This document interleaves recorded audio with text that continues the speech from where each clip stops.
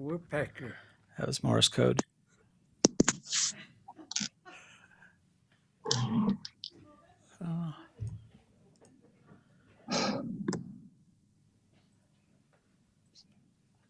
Hold on, let me start Facebook. Okay, I don't hear him, but.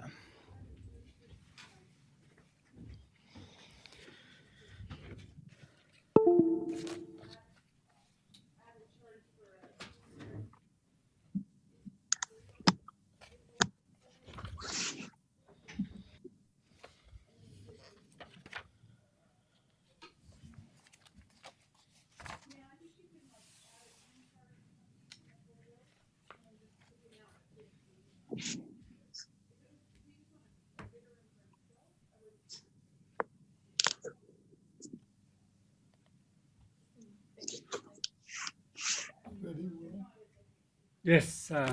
Go ahead. I didn't hear. Thank you. We'll go ahead and open the meeting for Board of Commission this morning. We're here at the Commission Chambers in Monticello.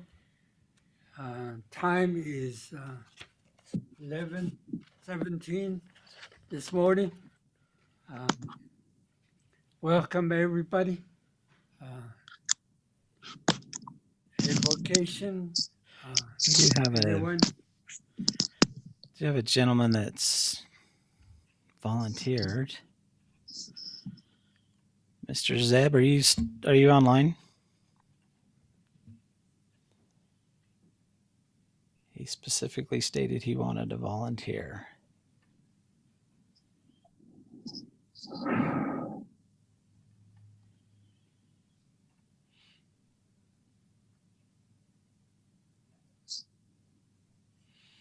I am not seeing him online. There's Johnson.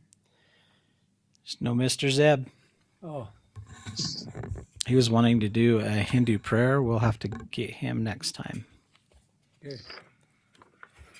Anyone?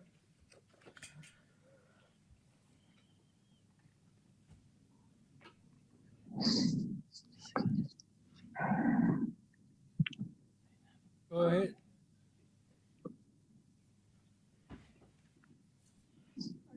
Our kind and gracious Heavenly Father, we're so very grateful to gather here today as a county commissioners, as friends and neighbors. Commissioners and the time they put in to serve our county. Please be with them today as they make decisions that those that are pleasing unto the county and unto thee and that are good. Thank you for the water, that moisture that we've received. Please bless us with more so that we can sustain ourselves in these lands. Please bless those that are driving today. That I say in Jesus Christ. Amen. Thank you. Okay, thank you. Next would be approval, reading of the agenda. We do have a quorum. Mr. Adam is here. Mr. Maryboy is on. Is he on? I think he's online. And myself. So we'll go ahead and do the reading. Okay, this is McDonald. going to be a long one. So on your agenda today, under consent agenda items, you have the approval of the November 16th, 2021 through the November 30th, 2021 commission meeting minutes. You have the approval of the check registers for November 11th through December 15th. Then you've got the renewal of the 2022 through 2024 all-weather operating system that Cal Black contract with DBT Transportation Services for $5,562. You have the approval of the Eastland Special Service District Board appointments, approval of small purchases of $519.81 for mobile detects. You've got $1,439.84 for a light bar. For the sheriff, you've got or $1,339 for body cam for the sheriff, and $3,159.99 air pressure for road department, and $8,820 for blades for the road department as well. Under item 6, reappointment of the Grand County Water Conservancy District Board of Trustee members, requesting reappointment for Dan Pyatt and Rex Tanner to that board, which San Juan County belongs to as well. That'll be a request that goes to the Lieutenant Governor. He actually is the one that appoints those, but we nominate. Item number 7, approval of the annual renewal of memorandum of understanding with the Veterans Health Administration for Home Services. Number 8, approval of the San Juan County Disease Response Evaluation Analysis and Monitoring 2019 Amendment number 2, contract between Utah Department of Health and San Juan County. Item number 9, approval of the San Juan County Health Department Sexually Transmitted Disease Intervention Services for 2019 Amendment number 3, contract between the Utah Department of Health and San Juan County. On item 10, ratification of $6,500 contract with Jones and DeMille. This is for a preliminary engineering report for the Fairgrounds Event Center grant application that the staff will be making. Item number 11, approval of continued hotspot services ARPA grant renewal for the library system. Item number 12, approval of the San Juan County Disease Response Evaluation Analysis and Monitoring. This is just a repeat item of number 8, so we're basically speaking the same thing on that one. It's just entered in there twice. Item 13, approval of the chapter house election liaison contracts for both Carl Holiday and Elise D. These are our liaisons that will be going out. They've already started working this year with the Navajo chapters throughout the Navajo Nation. Item number 14, approval of the 2022 alcohol renewal applications for Aramark 7-11, so that should be number 2. 11, Mexican Hat and Sunrise Trading. Item number 15, ratification of a letter to UDOT regarding the technical planning assistance grant for Blinding City. On item number 16, approval of the annual Utah Cooperative Wildlife System participation commitment between the Utah Division of Forest Fire and State Lands, along with San Juan County. That's an annual renewal that we go through.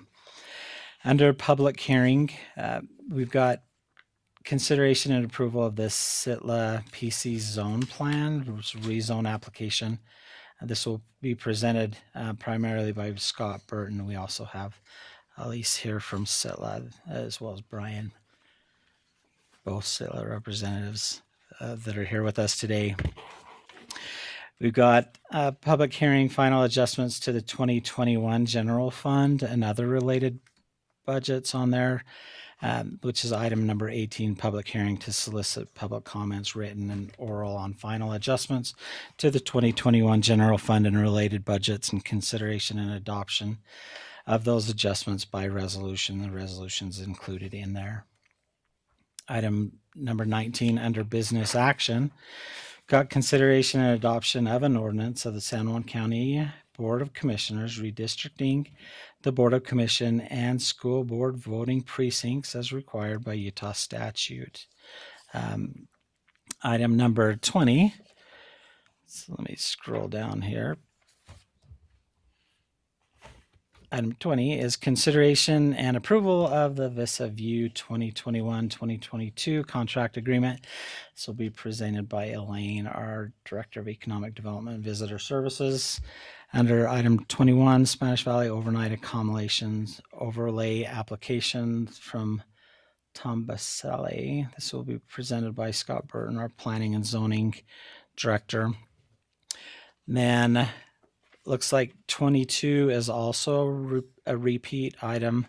So going to 23, consideration and approval of the Turkey Trot Estates Phase 1 Lot 4 Amendment. This will be Scott Burton as well. 24, consideration and approval of the Spanish Valley Overnight Overlay application from Jeff Burgess.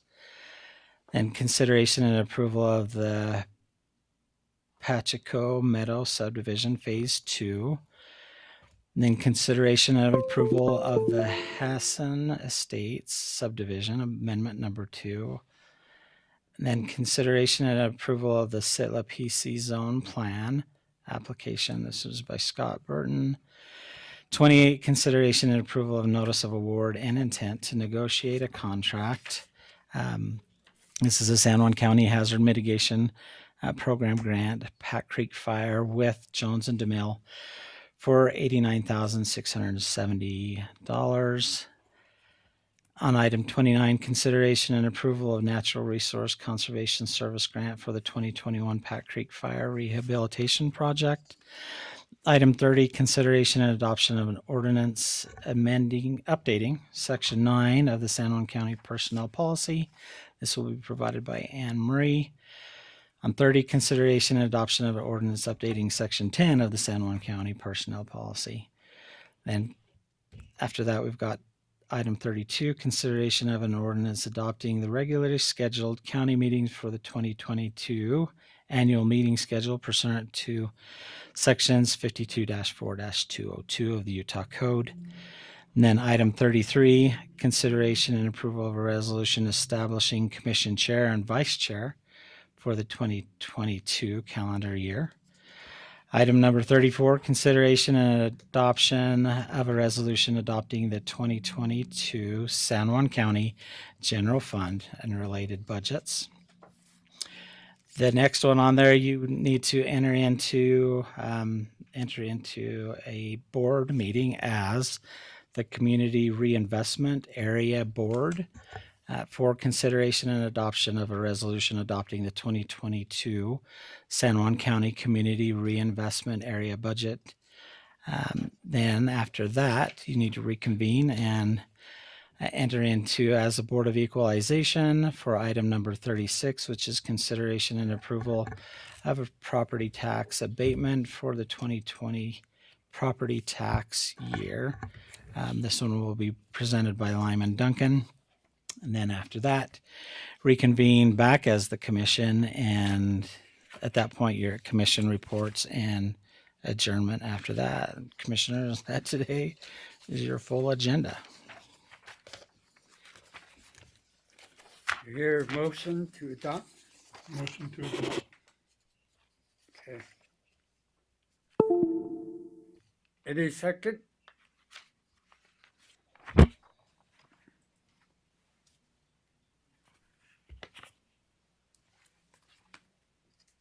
I will go ahead and second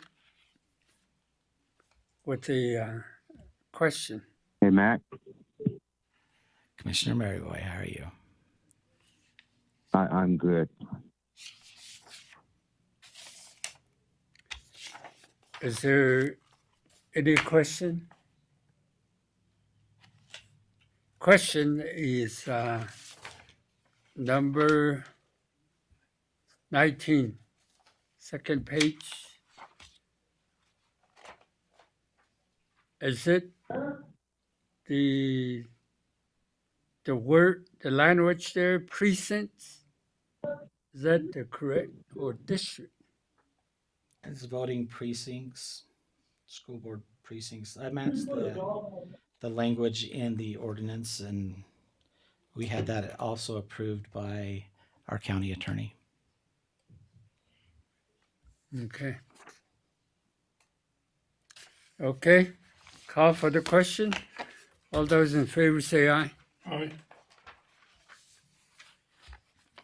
Mr. Maryboy?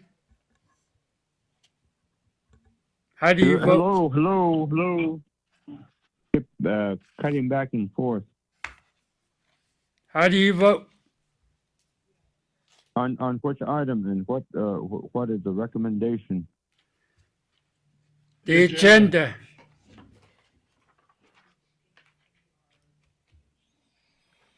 Mac? The agenda. We've just gone through the agenda. So we're right up at the top of our meeting here. We've done the call to order, roll call. Now we're at the approval of the agenda. So we're approving the agenda? Correct. if we're approving the agenda, yes, I motion. We already have a motion and second. Okay, then I search for the agenda. Opposed? None. Motion carries 3 in favor, 0 opposed.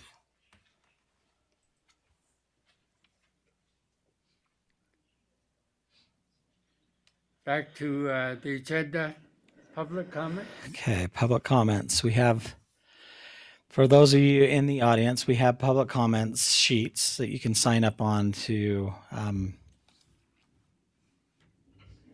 make remarks to certain items. If you're here for a specific public hearing item, there are sign-up sheets for that specific public hearing item. So we just wanted to point that out, as well as just the general public comments. But we'll take those in attendance first and go through, if there are any that have signed up, we'll go through those first here. And then after that, turn the time over to those that are online wishing to make a public comment. During this public comment period, you will be allowed 3 minutes apiece to make a public comment. Just as a reminder, just be courteous and kind as you make those public comments. Just try to avoid being too loud, swearing, or anything like that. If it gets out of hand, we will kick you out. If you're online, we will mute you, along with keeping within that time frame of 3 minutes. If you do go over, we may also mute you as well. If you continue to interrupt, we would have that functionality to kick you out of the meeting as well. To make a public comment online, all you need to do is raise your hand. If you highlight over your name, and Zoom allows you the functionality, if you click on more, that you can, there's a selection on there that you can raise your hand.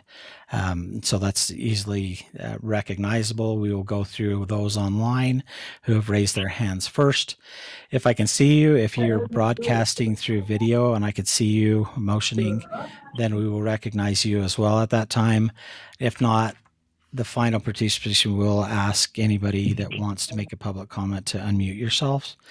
But before that time period, just make sure you remain muted as we go through here. And so let me grab the sheet real fast and we'll go from there.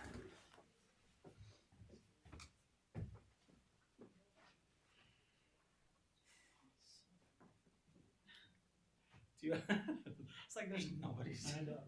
You don't have to sign up. This is just regular comments. Sorry, I didn't see the regular comment.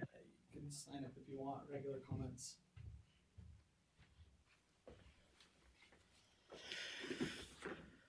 I signed up. Go ahead. You're the only one, Cheryl. So you don't have to sign in. We can get you. And so just state your name and where you reside in the county. Thank you. Cheryl Bowers, Blanding. Go ahead. Go ahead. All right. So Blanding City Council has already submitted a letter and a resolution. Yes. Thank you so much. Supporting. I'm not going to read those into the record. I just want to stand for the record today and just reiterate that information that we support option D for the commission redistricting map, and also option C is a backup. I just want to add that I feel that option A and option B, well, they continue to split Blanding and its unincorporated areas 3 ways, which is what we are trying to avoid. And so again, we support option D to ask that you please keep Blanding together and treat us lawfully as a city of interest that we are.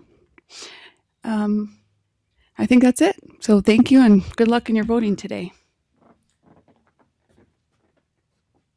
Well, thank you. Go ahead and just state your name and where you reside in the county. I'm Donna Arthur, and I reside in Blanding. And I also come to ask that you do not split up the 84511 zip code, that you go with option D and keep so that I have representation, because the way it's zoned right now, I don't even really have representation and I live there. So that's my comment for today. Thank you.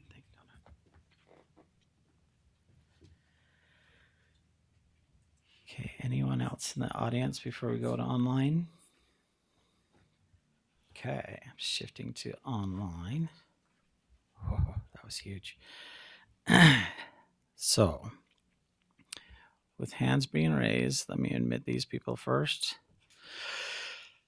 Looks like I have Michelle Meffret. Go ahead, Michelle, if you're there. Just state where you reside in the county. Yes, thank you. My name is Michelle Mayfrey. I reside in northern San Juan County in the Spanish Valley. The reason why I wanted to comment today is I learned yesterday that San Juan County has terminated their MOU with Moab Valley Fire Department for fire protection.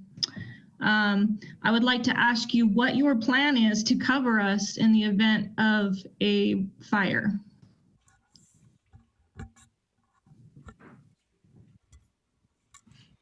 So during public comments, this is an opportunity for members of the public to make comments.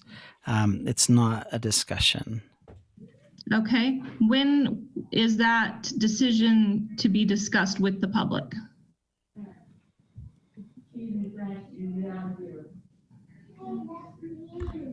So you can reach out to me offline. Again, this is just for public comments and not for discussion purposes. Okay. Let me put in my comment real quickly on this then. It's very frightening to me to think that this took place. I think it's blatant disregard for public safety. The only reason why I found this out is because I was questioning why my homeowner's insurance was increased and found out that, you know, it's no longer going to be covered in this area by Moab Valley Fire Department, which means my insurance is going to increase even more. I've heard rumor of a volunteer fire department out here. I'm all for that in time, but not by January 1st of 2022. I just want the public to know that I feel like this is putting the cart before the horse. And for $46,000 to have fire protection in this end of the county is, you're getting so much for that. You're getting extrication, hazmat, wildland fire, along with regular fire protection. You get a dive team for Ken's Lake if there's an incident out there. You know, I don't think the people of Pack Creek would appreciate not having that response, being that Moab Valley Fire Department was first in there protecting those houses. So I would really like you to reconsider this decision, and let's take some time to plan out this future volunteer fire department for our end of the valley. Thank you. Thanks, Michelle. Okay, the next one who has their hand raised, I've got Renee Trout.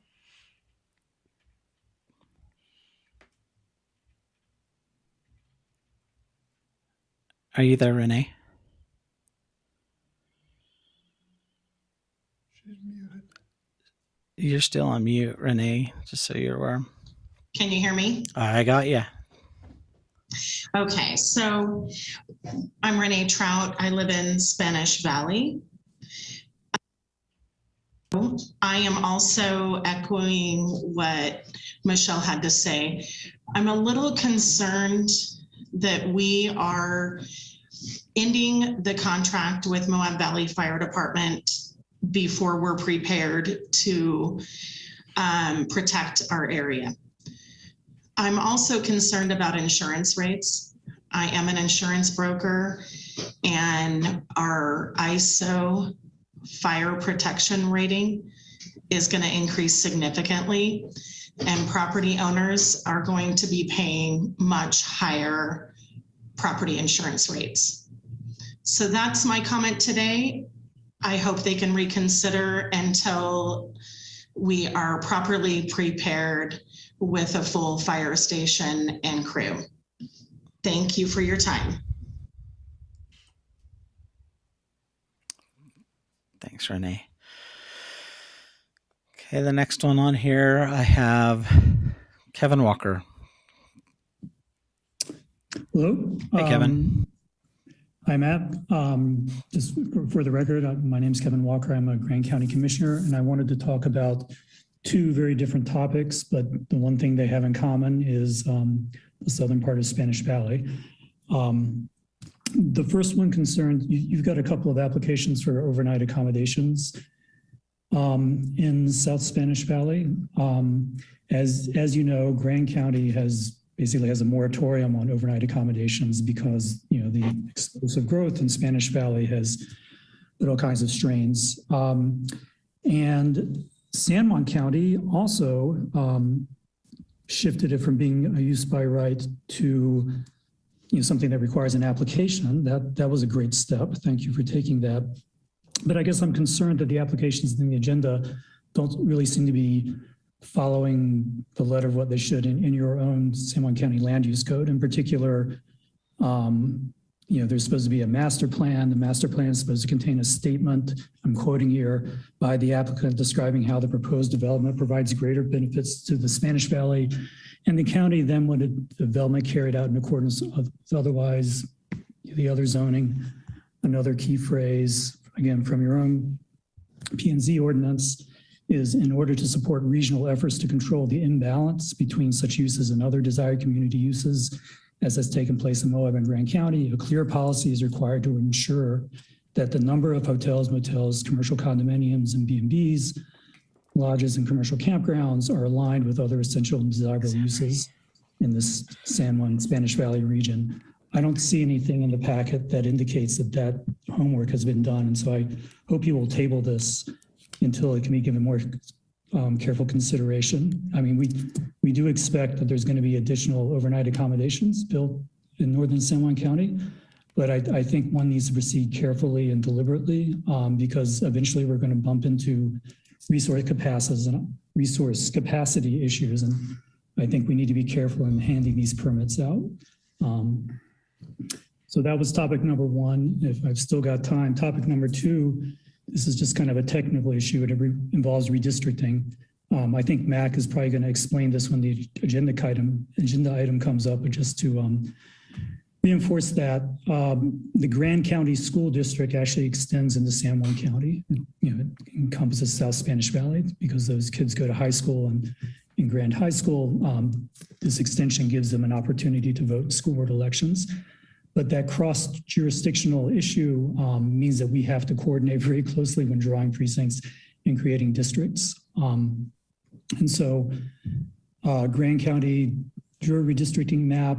The school board district boundaries have not changed. So what used to be your old precinct 1, that outer boundary doesn't have to change. But now Spanish Valley and the Grand County side is being split into two districts for population balance reasons.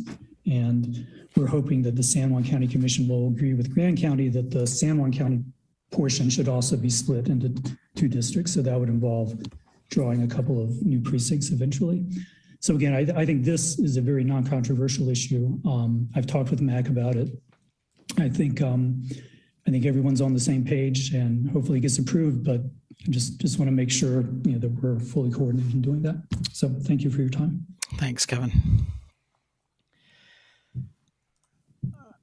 All right, the next one on here, Carolyn.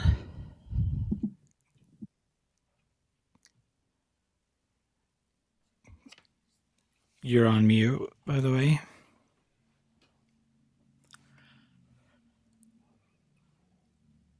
Just says Carolyn. It's probably Carolyn Daly. I'm sorry, can you hear me now? I can hear you. Okay, I'm sorry. I was having trouble there. This is Carolyn Daly from Spanish Valley, and I have a few comments today. I don't want you to think that we aren't still paying attention up here in Spanish Valley. I ask you to please table the two applications in items 21 and 22 for overnight accommodations.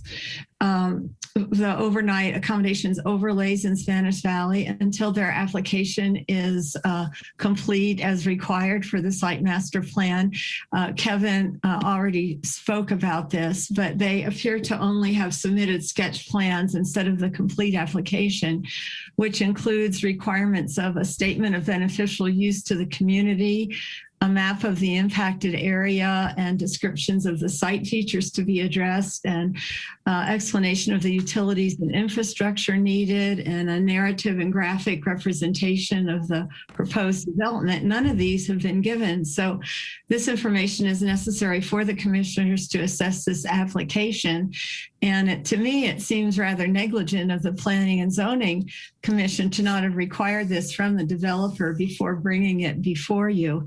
So I ask that you please table it until that information is forthcoming.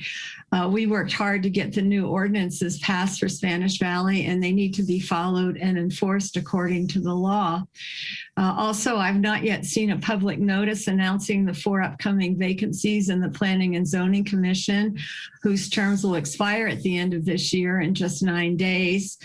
And lastly, I want to thank you for continuing to have the virtual meetings until this pandemic is completely over, and request that all county commissions, including the Planning and Zoning, be required to continue offering the virtual option for attending their meetings. So thank you very much for listening, and I hope you have a happy holiday. That's it. Okay, thank you. Next one on here, Colby Smith. Sure. Thank you, Mac, and thank you to the commissioners for giving us the time.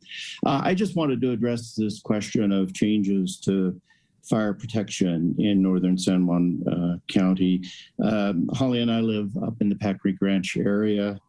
Everyone knows we lost 4 houses to fire this past year, which was a very sad event, very unfortunate. It just, excuse me. It seems to me that this is kind of a bad time. We're in a period of increased fire risk, and it seems to me that this is a bad time to make changes in the way fire protection is provided to the northern part of San Juan County. And I'm hoping that before the budget gets approved, which I know is on the agenda for later today, that the commissioners will instruct MAC to make sure that that fire protection contract is renegotiated and left in place to provide us with protection. I think changes are premature. I think the people in the community are going to want to know how fire protection will be provided, what kind of truck is provided. There are a lot of places in northern San Juan County where a fire truck is useless. You have to have a tanker truck. I know that's the case at Pack Creek. There's a lot of valuable real estate in northern San Juan County, including up at Pack Creek. We don't want to create greater risk for those properties. That's a risk to the tax base as well when those properties burn down. And so I hope that you will not discontinue the relationship with Moab Valley Fire Department. I know those are the firefighters who saved our house this year, and obviously that was meaningful to us. Thank you.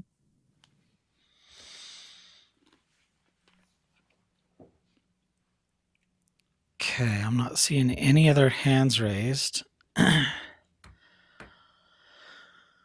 on here. Not seeing anybody in with video on. Is there anyone else wishing to make a public comment? If so, Monette.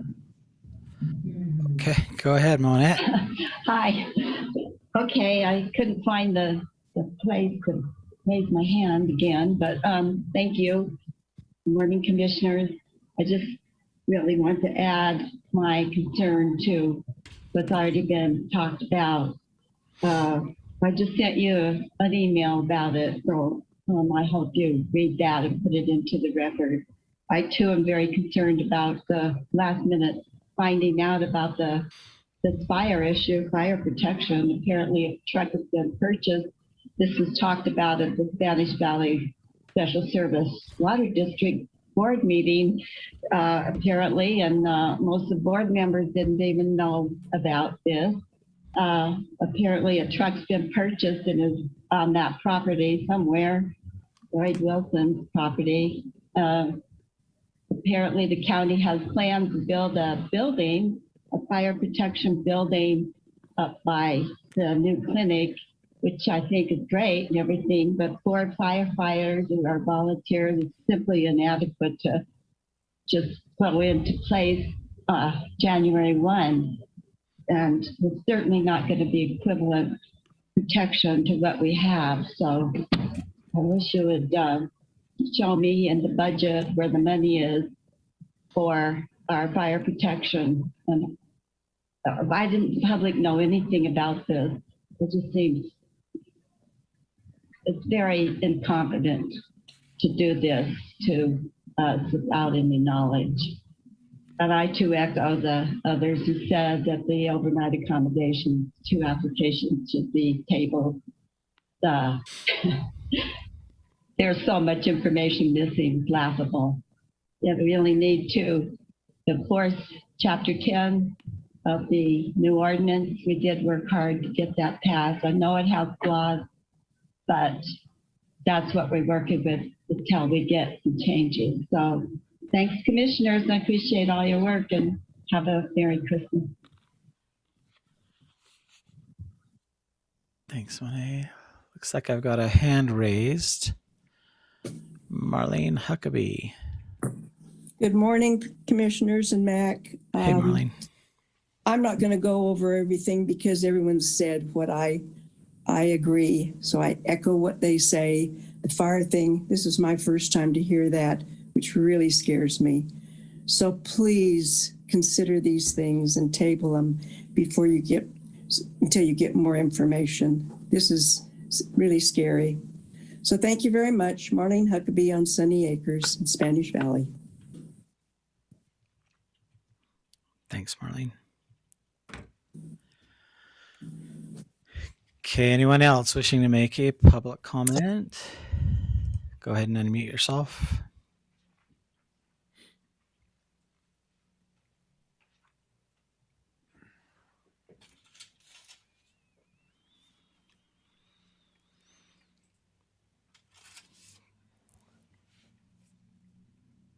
Okay, commissioners, I'm not seeing anyone else unmute themselves. That there is your public comment period for this commission meeting. Okay. Going to next item on the agenda. Okay, the next item on your agenda is the consent agenda for your approval.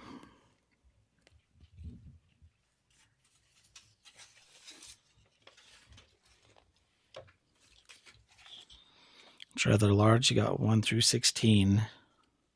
Today, again, this can be voted on all at once. 1 through 15. 1 through 16 on our agenda. There's two. 2 of them are repetitive. 8 and 12 are the same. Correct. So 1 through 15. Yeah. Yeah.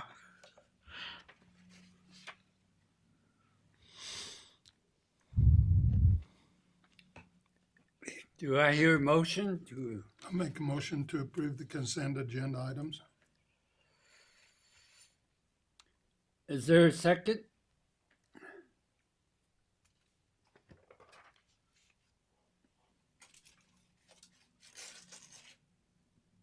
I will second that. Okay. Thank you.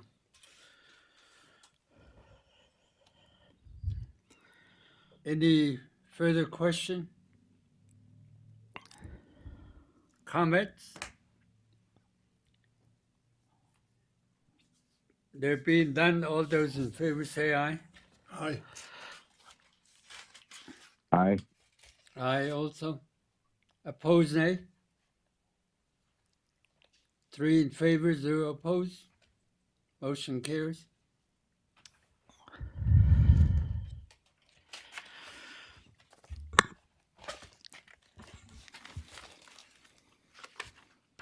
Next, we have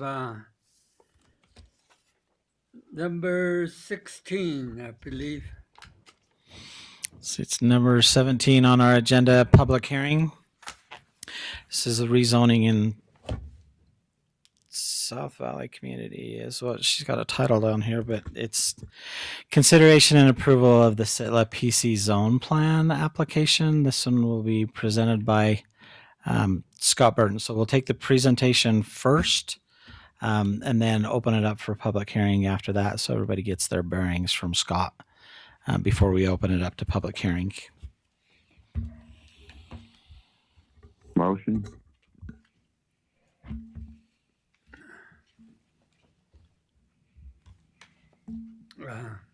We have a presentation first.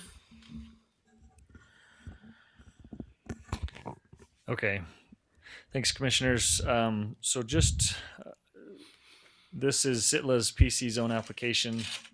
This application was received in August to the Planning Commission. They spent the last few months reviewing this application, looking through it, discussing it in their meetings. They've discussed it in 3 or 4 meetings, as outlined kind of in the staff report that was submitted with this. They drafted, there's 14 conditions that were drafted that have been recommended to you that are included in that staff report. Those conditions have been reviewed by Sitla as well as the San Juan County Planning Commission and determined to be appropriate conditions for the approval of this PC zone plan. The process for this approval is outlined in our PC zone ordinance as part of the Spanish Valley ordinances that were passed in November of 2019. They have followed those ordinances or followed that process as it's outlined in the ordinance, and the Planning Commission, with these agreed upon conditions, has recommended to the Board of Commissioners that they approve this PC zone plan application this is for an area in Spanish Valley. And we do have Sitla's here as well to answer any questions or make any presentation you would like them to make as well. They may have a little more detail than I would have on this. So if you would like them to do that, I guess they're available. But Scott, what you're telling us is that this has been before the Planning and Zoning Commission, and this is their recommendation. Correct. That this be approved. That this be approved with the 14 conditions that are outlined in that zone. Yeah, and those were reviewed with the county attorney's office as well. Their input and their feedback has been given on those conditions as well, and they feel that those are appropriate conditions. Okay. Did I hear a motion from Mr. Maryboy? Yes, sir. Okay. Okay. Public hearing? Doesn't say public hearing. Yeah, so it's up at the top. So on here, this is a public hearing for this specific item. So if you are here and you want to make a public comment regarding this item, then I don't see anybody signed in over there. And go ahead and come on up, and I'll make a motion that we go into public hearing for the purpose of considering the Sitla PC zoning plan application in Spanish Valley. Just state your name and where you're from again. There's we'll just keep it motion. at 3 minutes Second. again. I'll second that. Thanks. We're voting on going into public hearing and call for the question. All those in favor say aye. Aye. Aye. Aye also. Opposed, nay. There being none, 3 in favor, 0 opposed. Motion carries. So we are in the public hearing. Young lady. Okay. Good morning. My name's Ann Austin. I'm from Spanish Valley. And in regards to the San Juan County Planning Commission recommending the latest Sitla PC zone application, I just wanted to share my perspective. as a resident who's been following this since probably 2017. I believe that this application represents a reasonable compromise as a result of great effort from our Planning Commission, county staff, and SITLA to be responsive to citizens' concerns regarding the size and scope of such a large development. I'm thankful and I feel like concerns have been heard. I think it is reasonable for the county to have high expectations and necessary restrictions for large-scale private land developers. If you decide to approve SITLA's application, please ensure that the county plays an active role in how development proceeds. It is hard not to have ongoing concerns about the unforeseen costs and various impacts that this developer will have on our region and county resources. At some point, will the costs outweigh the benefits? I ask that the county assert as much control as possible over the pace of growth so that revenue from growth is in balance with the inevitable increased demands on county government. It has been said that SITLA wants to be a good neighbor, and I hope that with this development, it will prove to be true. Thank you. Thanks, Ann. Okay, anyone else in the audience wishing to make a public comment on here?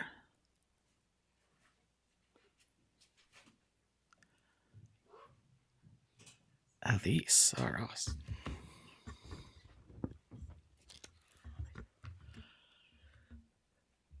Good morning. I'm trying to protect you from Salt Lake City germs. Seriously. So please bear with me. My name's Elise Erler. I am with SITLA, the School and Institutional Trust Lands Administration, and have had the privilege of working on this project in the Spanish Valley. I thank the commissioners very much for your time and the opportunity to speak with you. I also want to thank Commissioner Maryboy, who I can't see in person, but hopefully he can hear me, because last year he suggested that we work more closely with the Spanish Valley community and bring back to the commission a revised proposal, which is the one that's before you now. As Ann Austin independently mentioned, we have worked with members of the local community, and we have reduced the area that's subject to the proposal, that's the rezone application that's before you now. And all of that activity has also been in coordination with honoring what the approved Spanish Valley area plan that Ann referred to, that started in 2017 and was approved by the commission in 2018, trying to keep that umbrella still the way it is. So the rezone proposal that's before you incorporates all of the framework that was in the area plan.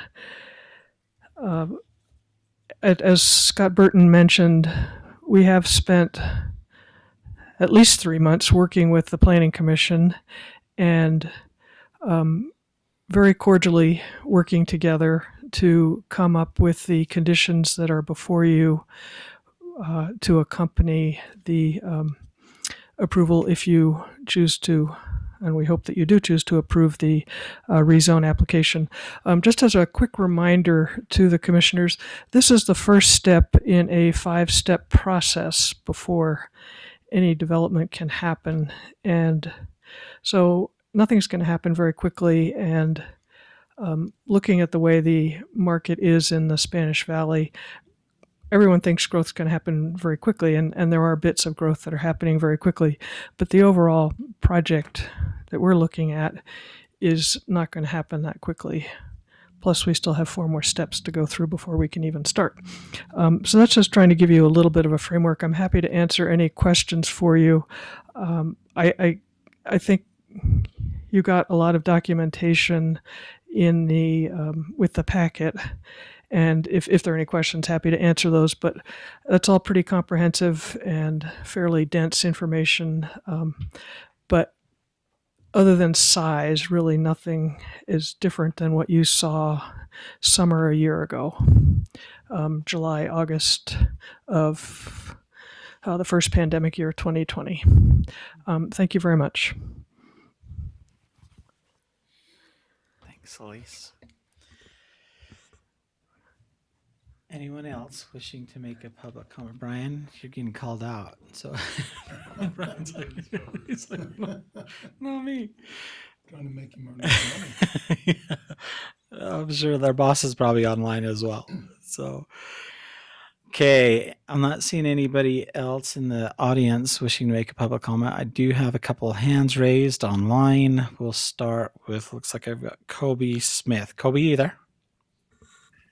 I am. Thanks, Mac. And Mac, thank you. The comments Holly and I had on this application and our support for it before the Planning and Zoning Commission were included in the meeting packet today. So I won't reiterate the points that we made there. We continue to support this application with the 14 conditions that P&Z voted to put in place. I just wanted to thank both SITLA and P&Z for all their hard work doing this. They really listened to the community, took the community's input into account, and have put forward a proposal that I think enjoys broad support as a result of that. And we're just grateful for the process. This is really an example of how, I hope as a community member, the planning and zoning process can work effectively for everyone. So thank you, and we support this proposal.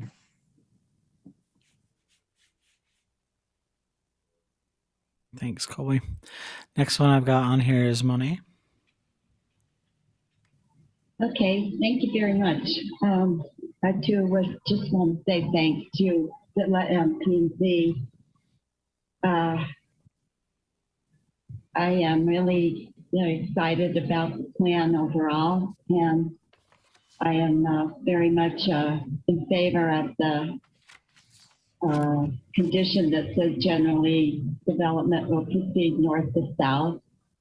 And I look forward to having a community center at Spanish Valley Drive and the old airport road. I think that's a natural place. And I just want to say thanks to SITLA too for listening to us. And I do hope we can be good neighbors and enjoy a beautiful community developed in a thoughtful way. So thank you. Thank you. Not seeing any other hands raised online.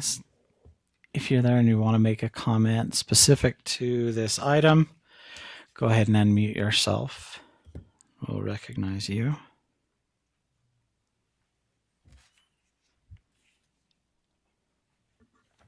Okay, commissioners, I'm not seeing anybody else unmute themselves. We'll turn it back to you. Okay. I'll make a motion. We come out of public hearing back into our regular meeting.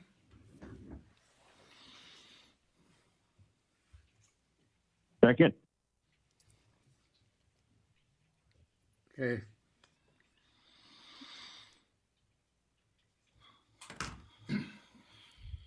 All those in favor say aye. Aye. Aye. Aye also. Opposed, nay. 3 in favor, 0 opposed. Motion carries. Back to Now Kenneth can make his motion. the main motion. I believe Mr. Maryboy.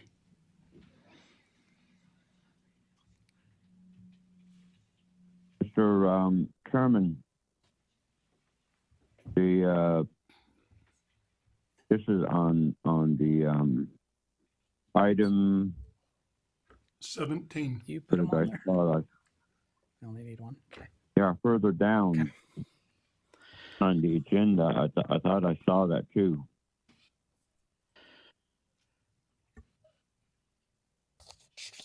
Are you referring to the item on, so there's two of this on there. This is There's item 27. Is that what we're talking about now? Scott was just mentioning that. So this is only one item on there.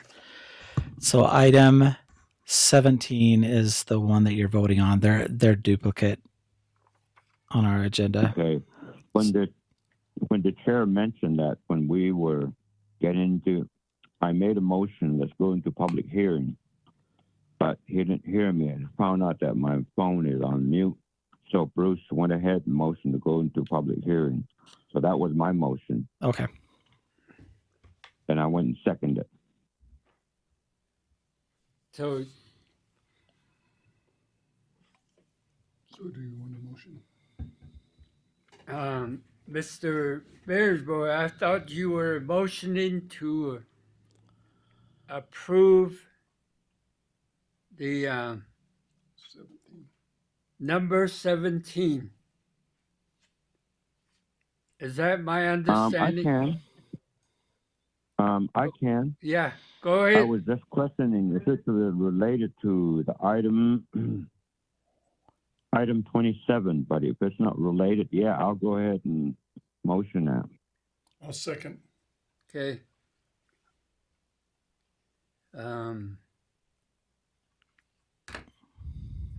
If there's no more comment or question, call for the question. All those in favor say aye. Aye. Aye. Opposed? Well, aye, I guess 3 in favor. Opposed, nay? The motion passed. 3 in favor, 0 opposed. Thank you. Next.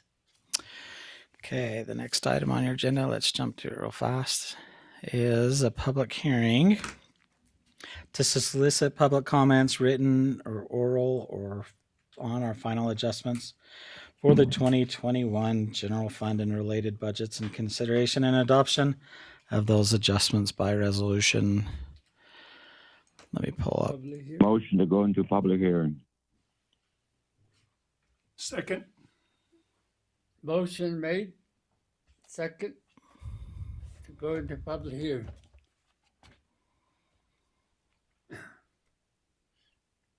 Okay. Do we have any people lined up? Okay, we don't have anybody that is signed up on there. Is there anybody here in the audience wishing to make a public comment for our budget?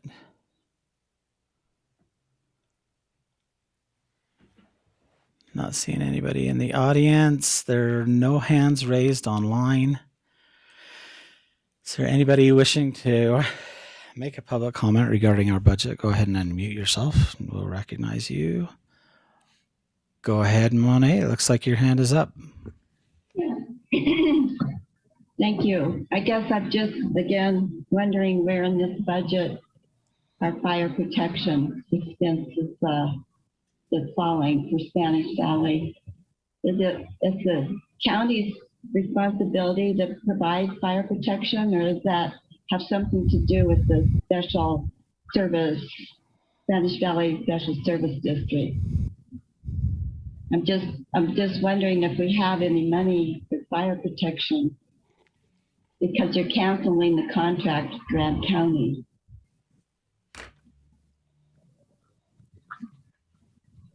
Mr. McDonald?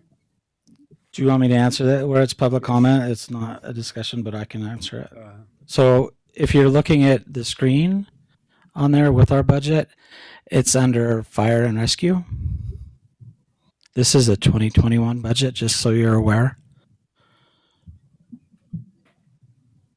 And so the changes would take place in 2022. All we're doing is finalizing our 2021 budget, which so you won't see that reflected here.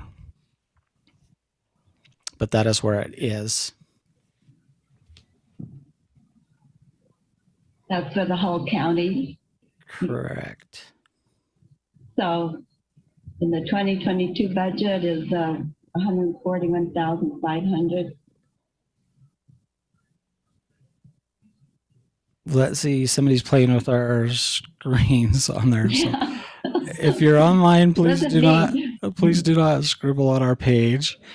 It's like my kids, a discussion I have with them. so it is kind of what they tried to highlight on here. So if you look at our fire rescue on here, you'll have what we will be ending up with this year is 141,500. Originally, we started out at 135,000. So our budget's increased for fire and rescue this last year. All right. And then, so we're only finalizing and adjusting last year's 2021 budget, and the 2022 budget, has that already been passed? That one, we had a public hearing where we talked about the fire changes in Spanish Valley as well during that public hearing. Yeah, that is up for adoption here tonight as well. And I'll point that out as we get to the 2022 budget, which is later on in our agenda. Okay, thank you. No problem. Any other public comments or anybody else wishing to speak to this?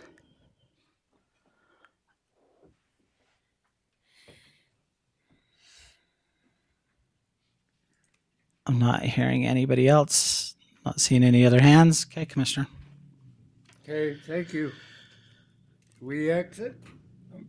I'll make a motion to come out of public hearing for the 2021 budget.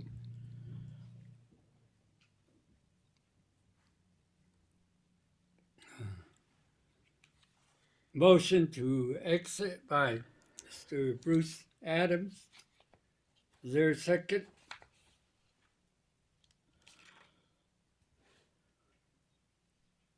I'll go ahead and second.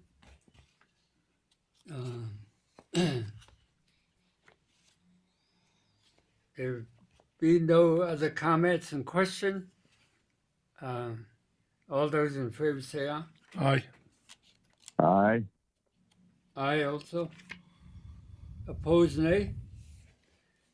0. 3 in favor, 0 opposed. Motion carries.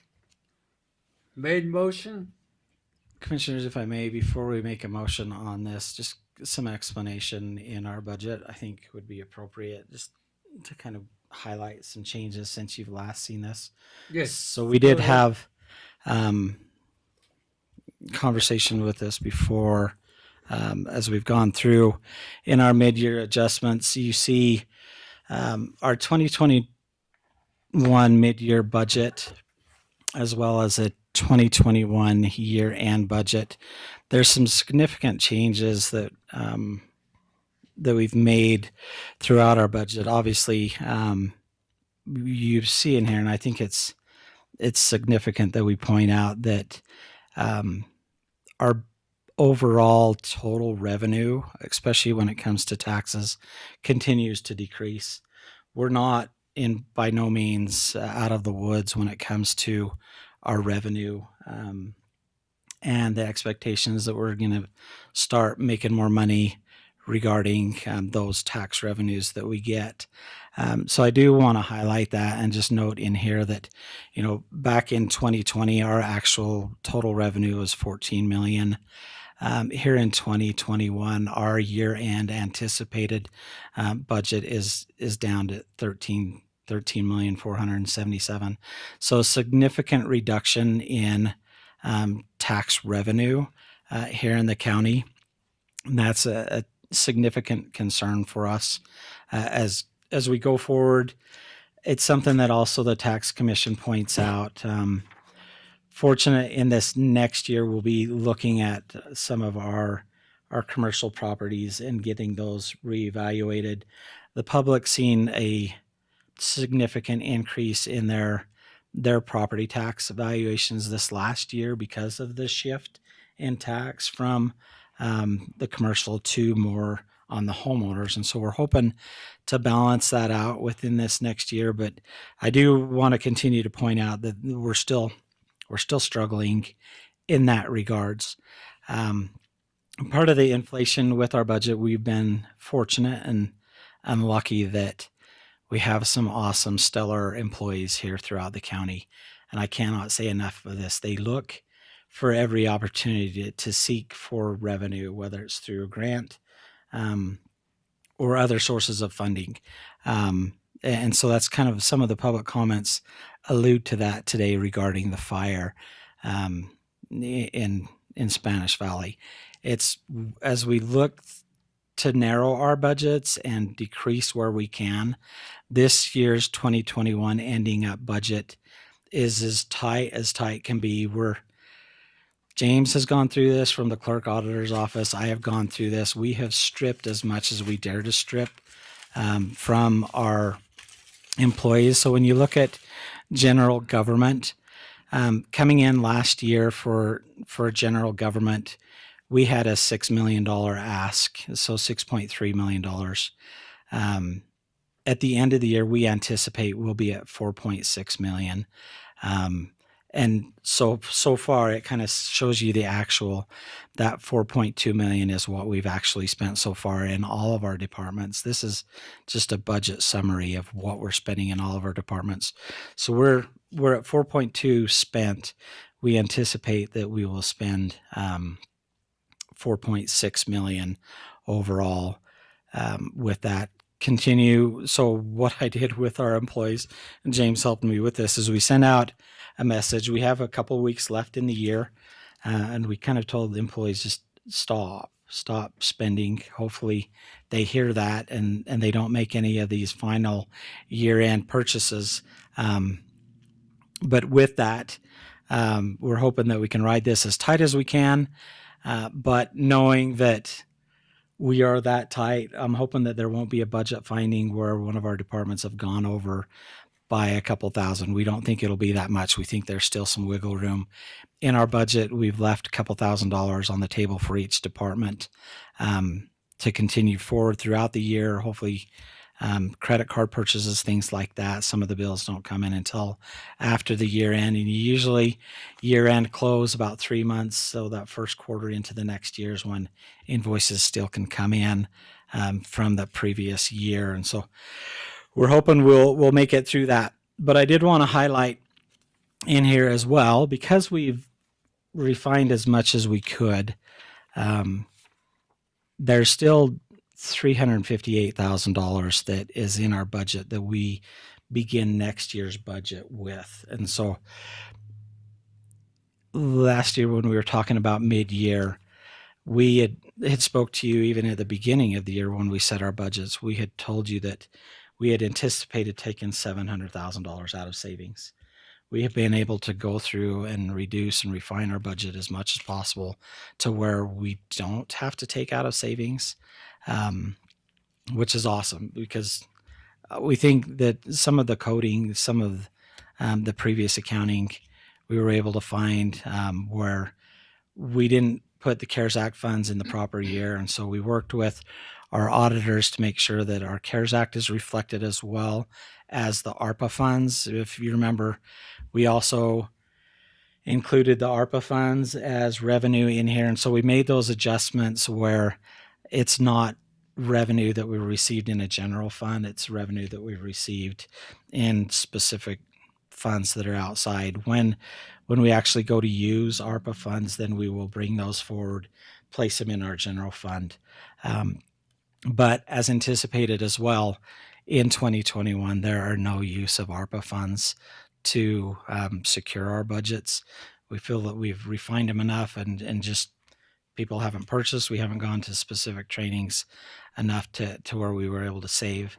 There is, and I think it's significant to point out as well, down here at this bottom line, this $556,153, that is a transfer out of our general fund into the other funds that are here, and more specific, through over 300,000 is just going to support ambulance services out of general fund. That's a huge chunk that is coming out of that. Now we've talked to some of the cities and made sure that they are aware that, hey, there's this new bill that was passed this last year where we've got to begin working with cities, and cities are supposed to be contracting for ambulance services now in the cities. So Blanding, Monticello, they've got to enter into a contract either with another provider for ambulance services or the county. Obviously here, we only have the luxury of the county providing ambulance services. And so we'll be working with the cities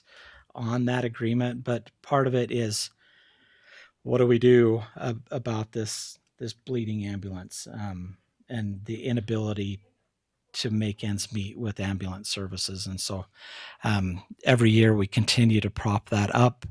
And so this next year we'll be looking at ways to help solve that. But we've gone through here and tried to scrub it as much. There is one thing that's kind of hidden in the numbers here, that was allowed by law, that I've added in here with the clerk auditor's office.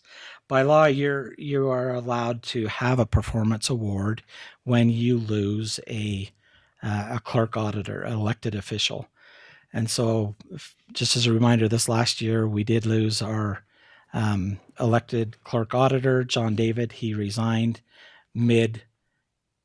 Well, not even term. It wasn't middle of his term. It was more 3/4 of his term in. He left us as he moved to Spanish Fork to take on a new career. Since got married, so a new career, a new wife. So we wish him best, but there was a gap in between there as we searched and went through the Republican Party to have them nominate Lyman Duncan. There's that gap. And in that gap, we weren't allowed by law to pay staff a bonus during that time. We weren't able to increase their wages, but we are allowed to issue this special bonus, a performance award. And so in here, there's $1,000 that is specifically setting in the clerk auditor's budget. It would be split. $500,000 would go to Megan, and $500,000 would go to James. Oh, sorry, 500. Did I say 500,000? Bigger numbers, yeah. So $500. Sorry about that. Just a correction. Megan's probably just fell off her chair. So she's like 500,000. So $500 would go to Megan. $500 would go to James as that bonus that you're allowed to give by law, because they were able during that time to keep the office running, keep us in minutes. You also see this transition now with our clerk auditor, Lyman Duncan, where now they get the awesome responsibility to train him in those duties to keep everything going. So we just went through municipal elections. So Lyman comes on board. He's now responsible for municipal elections, but really behind the scenes, it's Megan and James that take up that. And so with the approval of your final budget, just know that there are those two $500 bonuses that go to Megan and James with that. And so other than that, that's all I have to explain regarding the 2021 final closeout budget. Do you have any questions for me?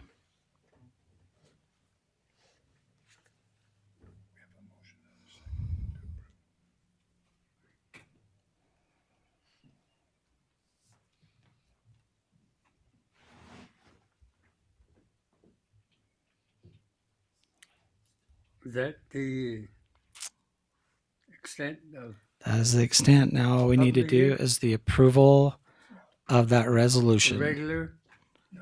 Then, We're in regular meeting, and Kenneth made a yeah. motion, I made second. So we need to vote on it.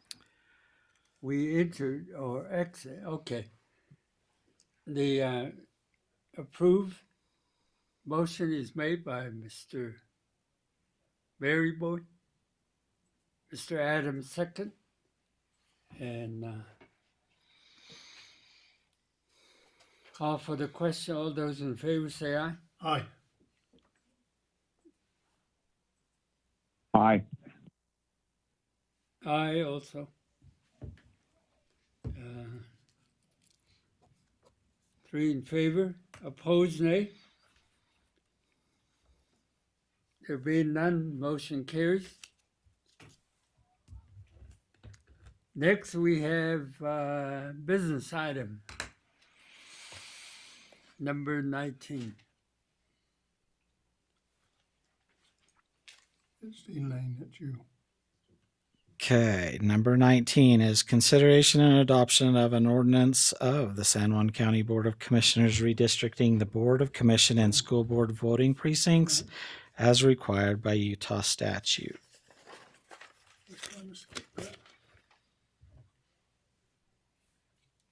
So we do have William Cooper on here. I don't know. He's kind of given a pretty good explanation of all of the maps as we've gone through this process.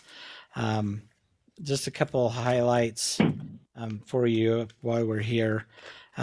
In your packets, you've received, and it was mentioned earlier in public comments, that Planning City did pass a resolution of recommendation to you, as well as the Navajo Nation chapter at Navajo Mountain provided a resolution recommendation in there.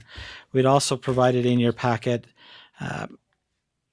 comments that we've received from the public. You heard through our public hearing, public during that time, but we also had on our website, we allowed for public comments to be received on a form that we produced on our website. So you have those included in your packet. So we won't read anyone out loud. You have those. And you've seen those before. We did have our liaison, as I indicated earlier, go out to the chapters and present to the chapters. So they, if there was any confusion, they were able to go out and translate that form, receive comments back from anyone down at the chapters who wished to make a comment on that form. We did check all of the forms to make sure that they were actual registered voters of San Juan County. So we made sure that they were actual impacted residents with these decisions. And so we did have that check on there. There was only one that did not meet that requirement, and it was more they just refused to list their name and they refused to list where they lived. And so we didn't provide that in there because we couldn't verify that they were an actual San Juan County resident. That's the only one that you don't see on here. We did also, as staff, reach out and present this to the Navajo Utah Commission. Lyman went and presented there. Myself and Lyman also went and presented to the school board. We thought it was important that we engage them as well during this time as we go through and look at these districts and these precincts. So that was done as well from staff. And so we have tried to reach out as much as we could, knowing that, there still is that COVID impact out there through the pandemic, and try to be as safe as possible, yet trying to solicit as many comments as we could throughout the county, up and down. Other than that, commissioners, there is a couple of changes that I wanted to mention in here. When we met with the school board, there was a request on here that we match the school board districts with what's taking place in the schools and those school boundaries. There's no real written boundaries that we can give our map maker, but William Cooper, we were able to meet. Ron, the superintendent of the school district, met with us, and William Cooper. We kind of explained some of the needs that we had, and kind of some of the concerns that the school board had, and what they were concerned with. I'll pull this up on a map. In the school board district, when you look at what was one of our options, option B on here, let me try to, hopefully the audience can see this, and you should be seeing this online as well. When we look at District 1, there's a concern with District 1 because you have residents down here in the Eastland area. Eastland's over here. You have residents and students in this area here that go to school in Monticello. And you have District 4, who also has the responsibility of Montezuma Creek and the White Horse area. And so with that, we've constantly heard in the past that Eastland residents feel that they're really not represented in here because they don't have that, they're missing the community of interest with that. And so the school board had asked, is there a possibility to refine that and change that district so that it represents more of the community of interest in there? And so what you see in the packet is option B modified, which includes more of those residents in here that have that community, that are that community of interest. All of the students in this area do go to Monticello for their schools. And so that's really the only change it did. Obviously is going to change some of the percentages in here, percentage of impact. This is one of the maps as we tried to keep within our population that was recommended by Judge Shelby at a 0%. So keeping that one person, one vote thought process through here. This one kind of goes outside of that and changes it to where District 4 has now a close to a -5% deviation in there. You're allowed up to the 10%, and even 5% is a good recommendation to have in your population deviation. And so there is that shift there. Outside of that, everything else holds true when you look at all of the other requirements in redistricting for the precincts. And so I do want to highlight that. The other one that I need to highlight is when you're looking at our maps, they're what I call a tooth. There's this jagged tooth in Spanish Valley, and Kevin Walker, commissioner there in Grand County, or council member in Grand County, had alluded to this as well. It's like, hey, there's this piece missing. So in our redistricting, there is this tooth that is there, that in the ordinance, we recognize that Grand County is the one that's responsible for redistricting this portion of Grand County School District. And there's two districts in there that was alluded to. There's District 5 and District 1 that are split in here along that Spanish Valley Drive. And so I did highlight that in the map, and also the languages in our draft ordinance that's before you as well, just recognizing and thanking the participation of Grand County in this area, and especially those students that are bused in or taken into Moab for those schools. And so there is some recognition in there as well. Other than that, commissioners, here are the maps for you to go ahead and discuss and decide which ones are your flavor. Motion. Motion Motion. on what? Which of? I'd like to make a motion, Mr. Go ahead. The information that we've been getting, responses to the map and the recommendations and the draftings, and also with the individuals on the street, off the street, meetings and chapters, and with that information, I stand ready to make a motion on the subject matter, Mr. Chair. Go ahead. I'd like to move to approve Mr. Cooper's option B for County Commissioner's District, and to approve the Navajo Nation Human Rights Commission plan for the school board districts, and to amend the ordinances on the agenda by striking the words precincts and replacing it with the words district in the title of the ordinances and all the appropriate in senses in the body of the audience, sir.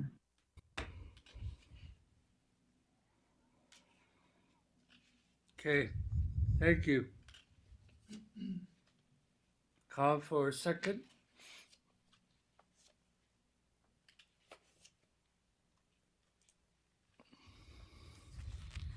I'll second the motion.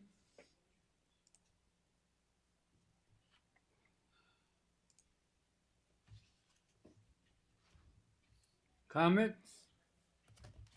Yeah, I'd like to make some comments. Mr. Adams? I think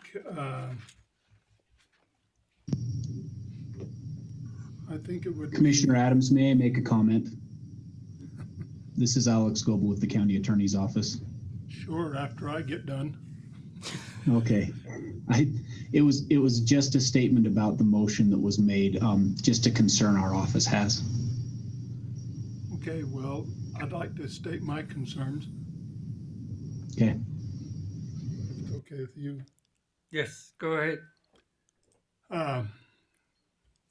We've got a number of things to consider with these maps, and I really think it would behoove the county commissioners to avoid problems afterwards for us to discuss the maps and give some information on why one map might be better than another map, and making our selection without having any discussion by the three commissioners. I just don't think it's a transparent way of doing business. I think we ought to talk about it and have a little bit of discussion. Anyway, so at least that's my comment.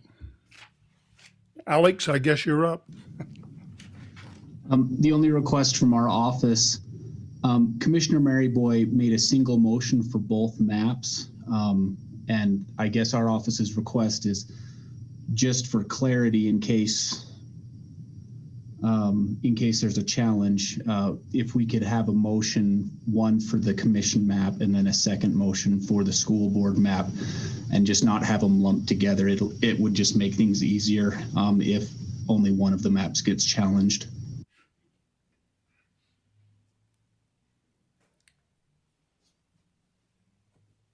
Did you hear that? Kenneth? Yes, sir.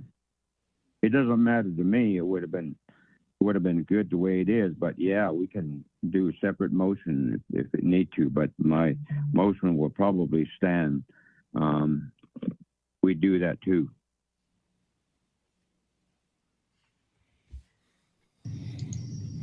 Thank you, Commissioner. That's appreciated. So, can you restate your motion, Mr. Berryboy? Mr. Chair, I'd like to move to approve Mr. Cooper's opinion B for the county commissioners redistricting, and to approve. Well, I'll go ahead and hold off on the Navajo Nation. So just a commission. Well, that's what the attorney is requesting for, and you're the second in motion. If not to, like I said, I can still stand on one motion to approve both of them. Okay. So right now the motion is Mr. Maryboy's motion to approve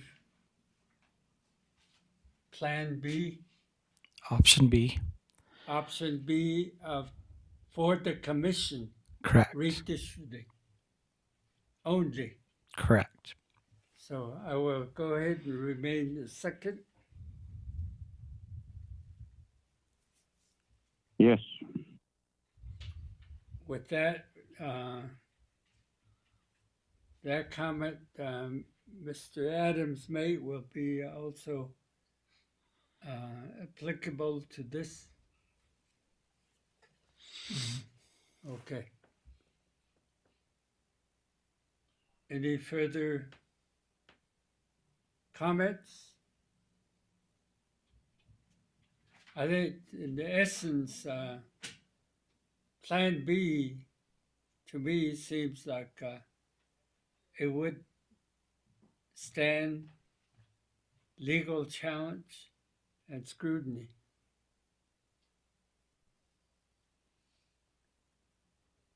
And also is a traditional practice, following the traditional practice.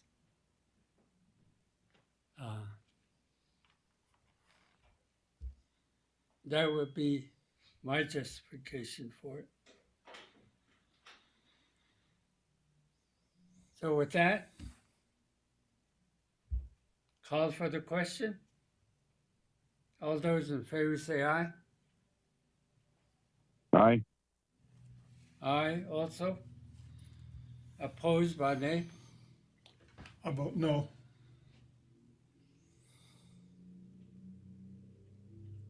Two in favor, one opposed. Motion carries. Now, going to the recommendation made by the attorney's office is to consider the school board redistricting boundary plan or option.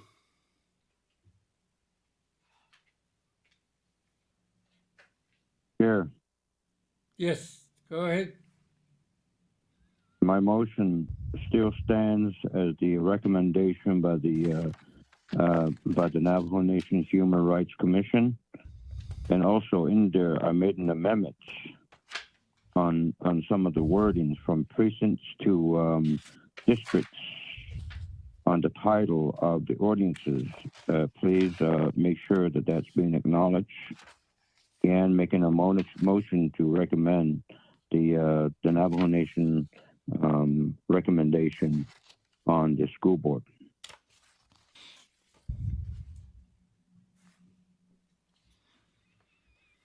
Okay. Is there a second? I'd like to make a substitute motion.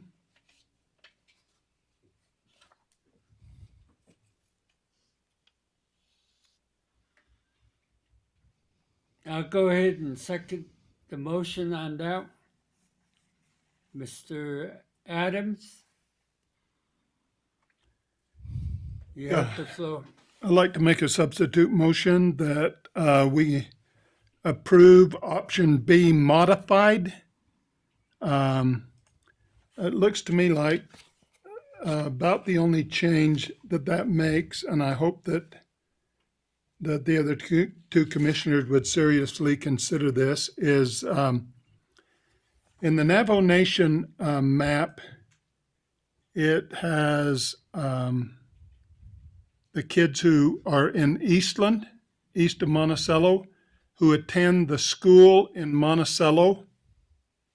They would be in District 3, I believe, of the school board. Is that right? District 4. And the modified option B simply puts the kids that live in Eastland in the district where they attend school, which is Monticello. And it's not a very big change from what Navajo Nation is making, but I would hope that, and it also, another thing that it does do, that it carves out the students in Spanish Valley who attend Grand County High School in the top of the map in Moab. The Navajo Nation map does not make that carve out for those kids attending, or does it? Yeah, it's on there. Okay, Right at the top, it's got that tooth. I've got so many maps. I'm thoroughly confused with what we're doing. I'm flipping back and forth on So, the Anyway, monitor for that. that's my motion, is to look at or accept option B modified.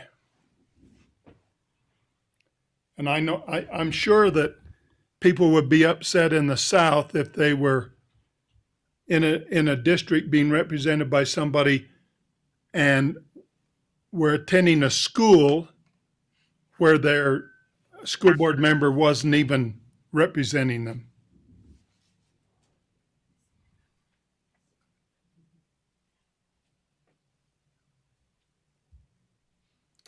It's, is that your motion? Yeah, Substitute motion by Mr. Adams. option B. To select option B, modify. See, these kids are in Eastland right out here. So to accommodate the student population,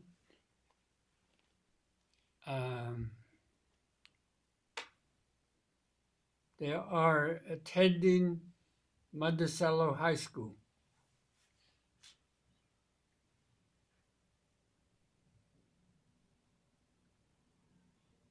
Is there a second?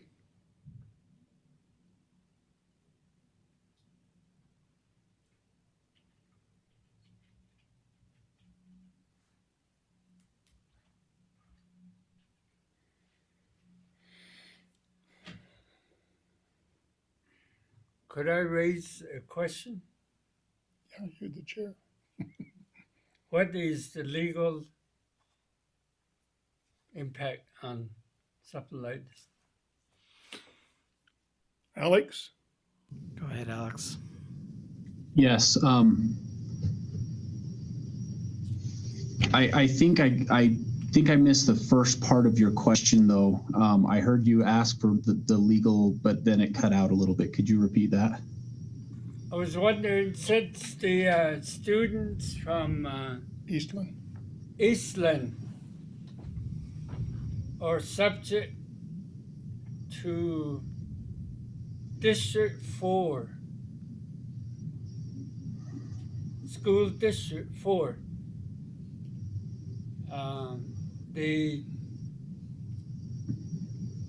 I understand that they will continue to attend Monticello School. Yes. Which will be out of their district. Correct. So the option B. What's the? Oh, sorry. Go ahead.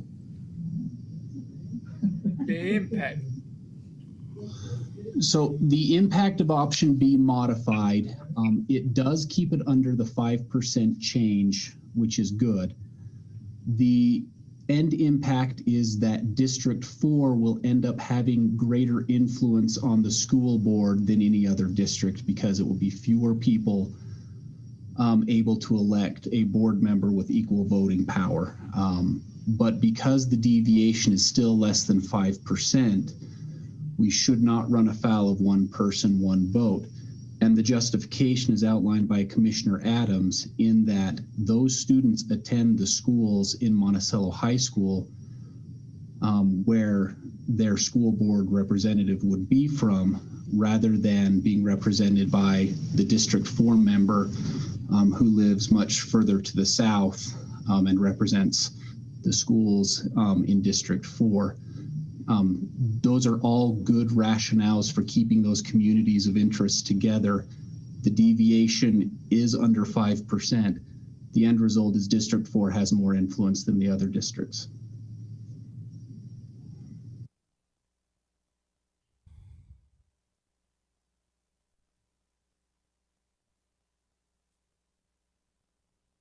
So that's the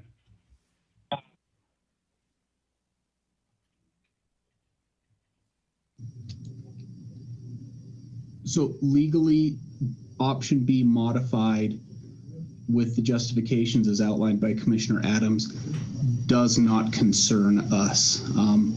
All the rationale and all the basis seem to be sound.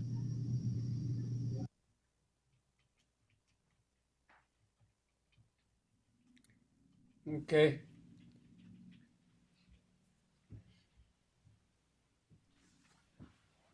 Then those students that will be impacted will continue on the election process or the plans, but they will continue to attend Monticello School. Correct. They're Mr. not going to Chair. be, as far as representation, elected representation, that will be from District 4. Yep. There will be some type of a coordination that will have to be provided to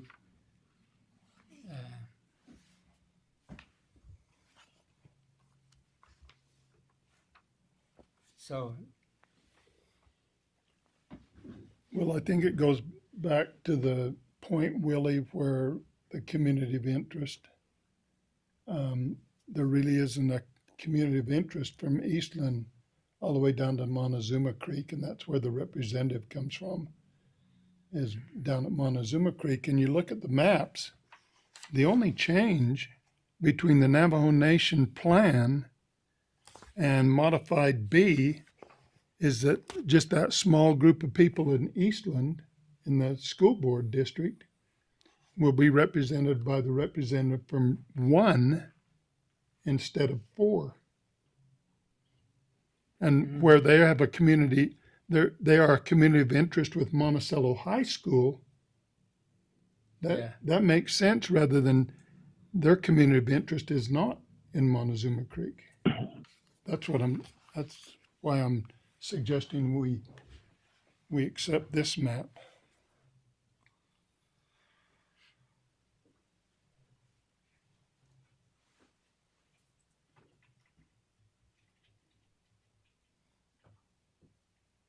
So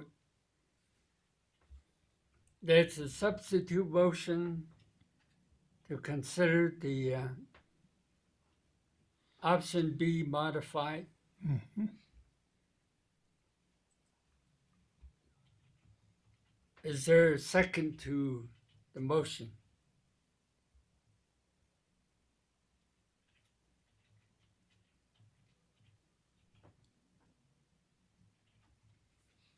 There being none,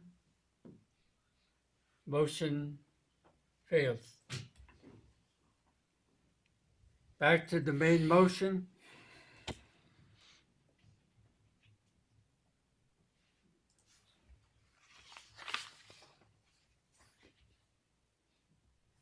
Any further discussion? If there's none, all those in Mr. favor Chair. say aye. Mr. Maryboy. Mr. Chair, in closing, I just wanted to say that the Navajo Human Rights Office submitted a very, very good plan with 0 division. The Navajo Nation plan concentrates heavily on Voting Rights Act of 1965. Voting Rights Act is a very important component of redistricting. However, what also important is to balance the issue in San Juan County, Native American being the majority in the county, strong race issue in the county, and etc. Plan B is according Aided, for all the Mr. other. Maryboy. Yes. Sorry to interrupt. Those types of remarks that we receive a warning by the attorney that we cannot refer or our remarks to those types of statements subject being there might possibility or high probability that a lawsuit might open the door for someone.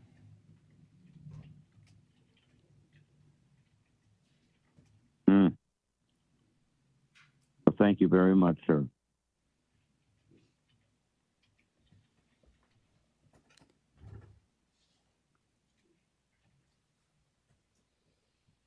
Okay. All those in favor say aye. Aye. Aye also. Opposed? No.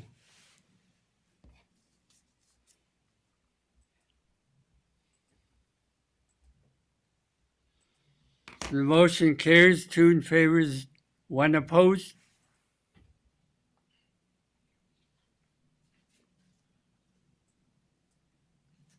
Next. All right. So the next item on our agenda is item 20, consideration and approval of SWU 2021 through 2022 contract agreement. This will be presented by Elaine. Thank you for the time to present. I'm not sure if you're familiar with VisaView, but it has a wealth of statistics and information that are valuable to making decisions for economic development and visitor services. And the good thing is that the contractual agreement is for $5,000, but the Utah Office of Tourism pays half of the amount. So we're only going to be invoiced for $2,530. Some of the statistics from 2020 that I pulled up for international spending, which was a very tough year for us all the way around in San Juan County, but this is the type of information that we get from VisaView, is that international spending amounted to $218,000 in 2020, and the top countries were Canada, Mexico, France, Germany, Argentina. So we really get some good insight from these statistics, and albeit that Visa doesn't encompass all of the spend, it doesn't take into consideration cash, MasterCard, American Express. It still is the bulk of credit card spending that gives us insight into these visitors. On the domestic side, we had $32,822 plus spent here in San Juan County in 2020, and the top cities were cardholders from Salt Lake, Denver, Provo, and Phoenix. So our average ticket spend for domestic was about let's see here, $32.36, and international average ticket price was $38.67, and traditionally the international visitor spends more. So I feel that this is money well spent to capture all of these statistics, and we're finding that it also helps with in terms of having conversation with developers when they're looking at possible locations for hotels here or restaurants. In lodging, for instance, I did a little bit of a recap from the Visa for 2019 in lodging properties. The average ticket price was $107 in 2019, and in 2020 it was $97.83. So really, it was only down 8%, which is surprising considering that we had a big. Yeah, exactly. So the statistics are valuable, and my staff and I are going to be using this more and more for, in working partnerships with developers, or just really making decisions when it comes to where we're going to place advertising. What are the best places for us to move in those particular cities or countries? So that's it. Any questions? Do we need a motion on this, Mac? Mm-hmm. Yep, these are all business action items. Okay. I'd like to make a motion to approve this request. Second? Okay.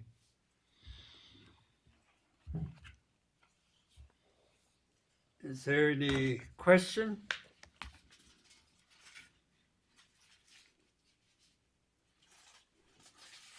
So we're paying half of the cost. Mm-hmm. It would normally cost us $5,060, but the Utah Office of Tourism is paying half of the cost, so we'll only pay $25.30 of that, which is they never used to pay that several years ago, but the Utah Office of Tourism has found that gathering this information from Visa throughout the whole state and from all the different counties really gives them insight into what the spending is through the entire state. So it saves us over, $2,500, and we benefit by receiving this information from Visa.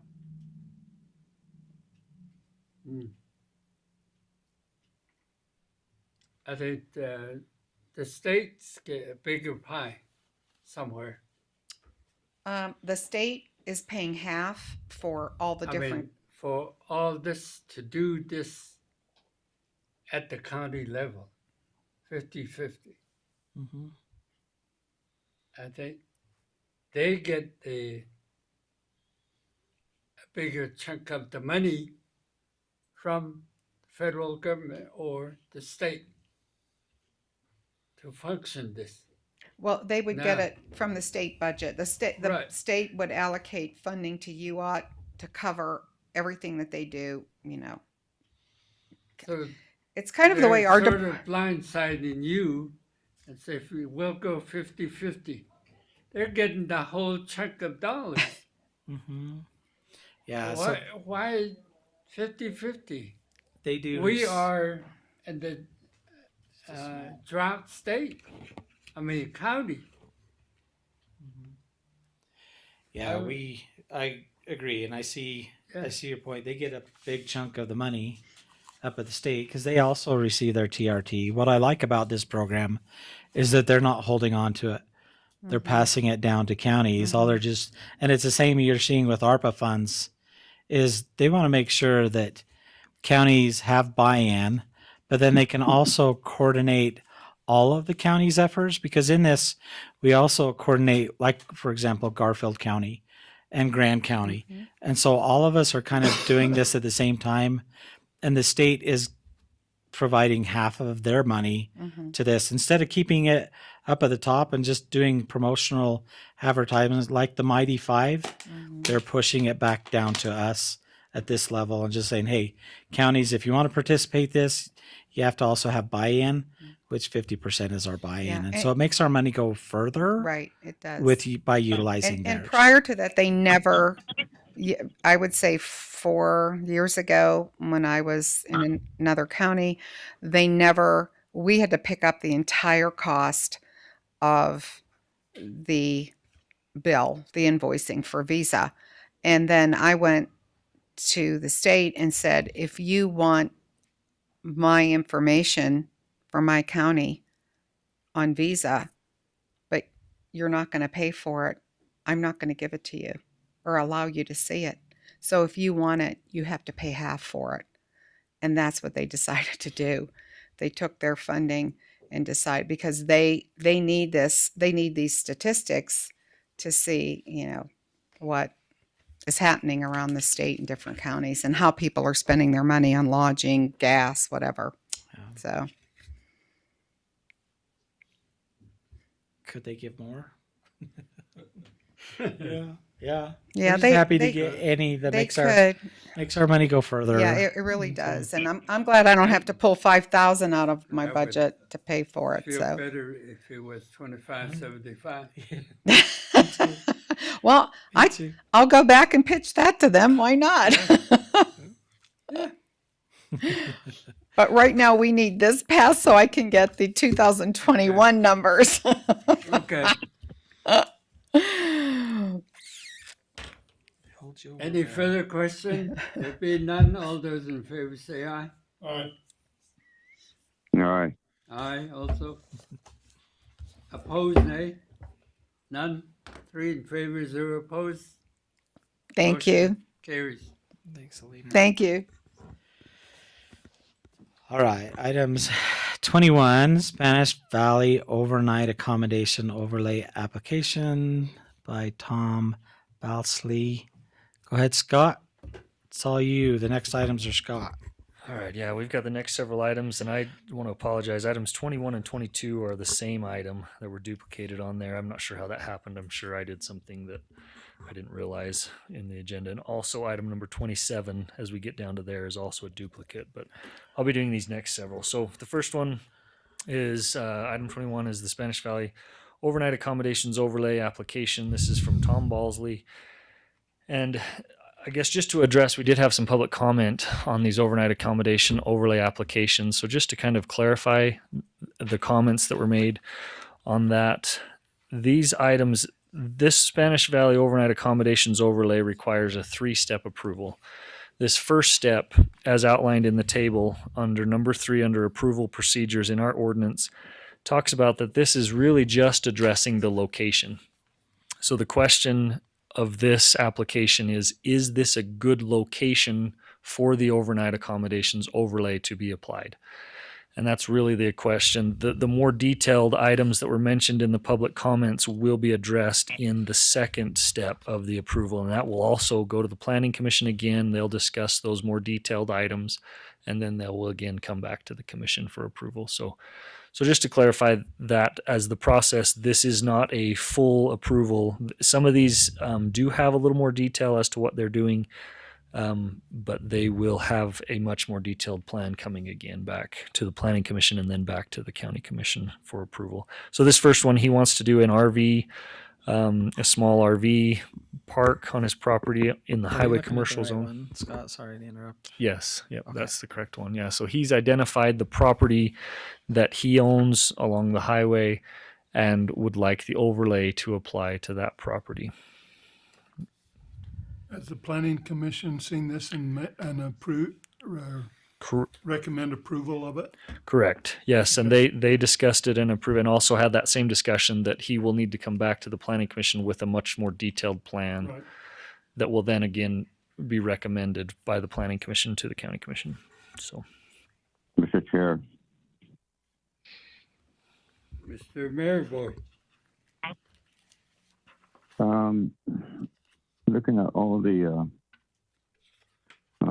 documents here, and I'd like to move to table these items, 21, 22, and 24, as the applications are incomplete pursuant to Spanish Valley zoning ordinance, Spanish Valley overnight accommodations overlay district requirements. This is a chapter 10. With this information, the commission and the public are not adequately informed. To assist the impact, benefit, needs, etc. These nightly rental proposals, I'd like to try to make that tabling motion, item 21, 22, and 24.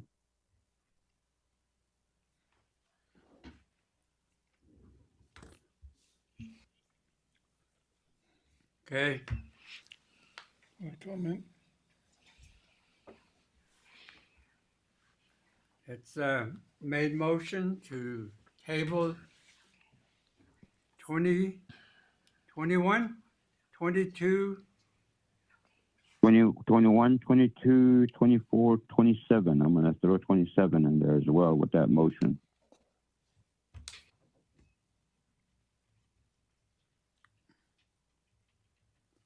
Okay. So just a point of clarification, 27's already been voted on. That was a duplicate. So it's 21, 23, 24 that are all the overnight overlays. If that's what you're intending to table the overnight overlay applications, that's 21, 23, and 24. Yeah, let's without the confusion, let's stick with 21, 22, and 24. Okay. Is there a second?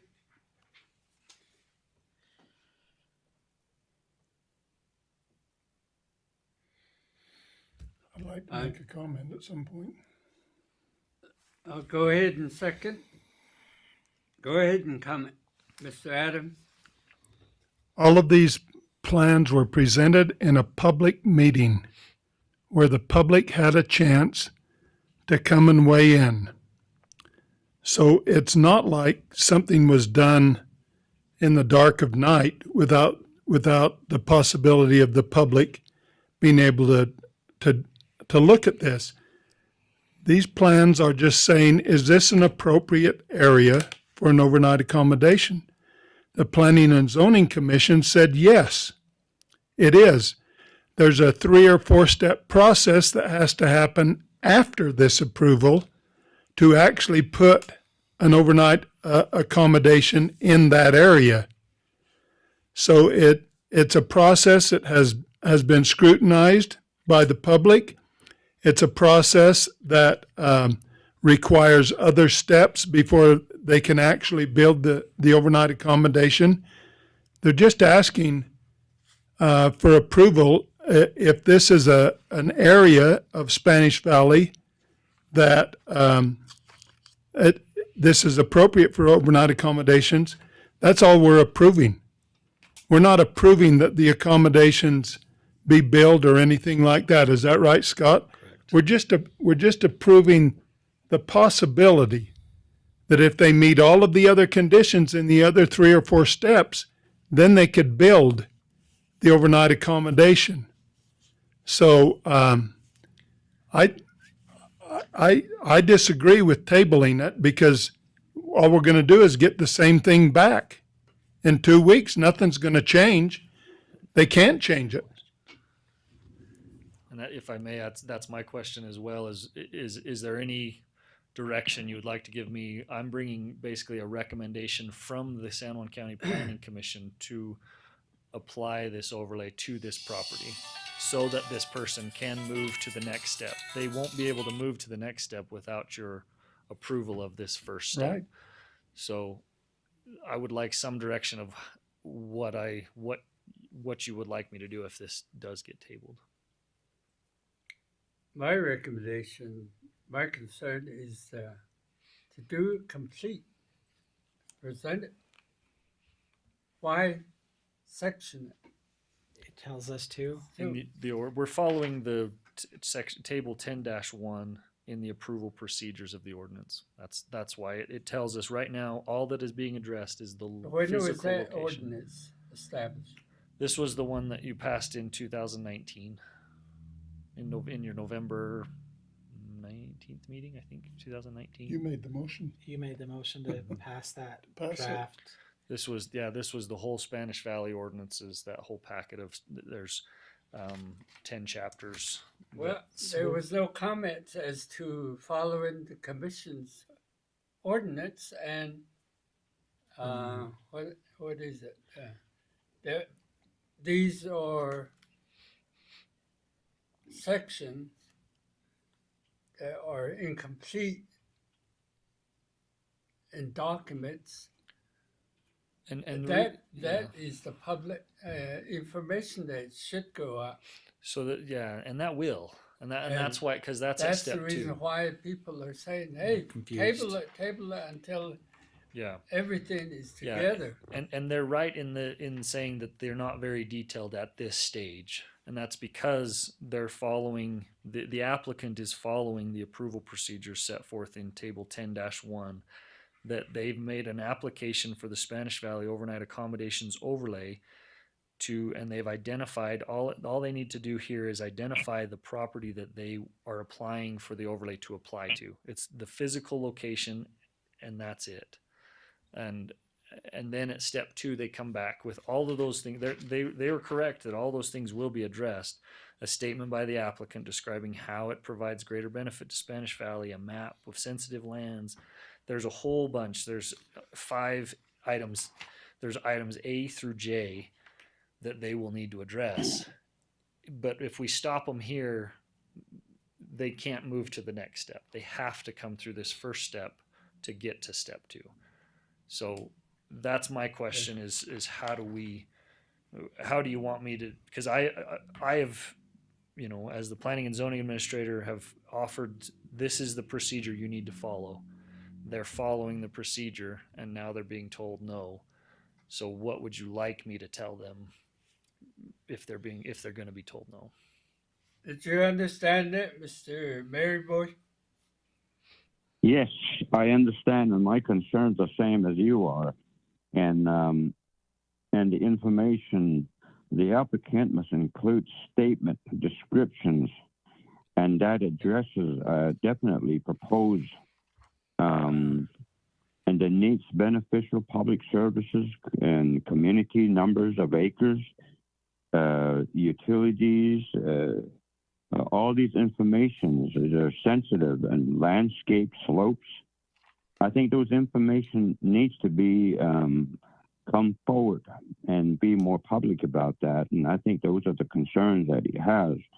And my position is that all those things that he's being asked of to be brought before the impacted individuals, and then maybe we can start talking about what we're going to do next. And right now we're just approving things, and I think it's just that the public and the community just really doesn't trust us anymore, and that's the reason why they're jumping up and down and hollering.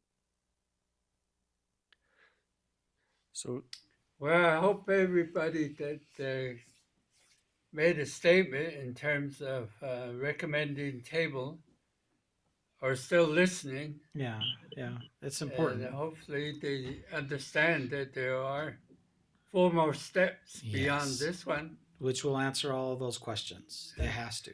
And the reason why that's set up that way is the developer needs to have some confidence, because this costs a lot of money to go to develop items in number 5 items A through J.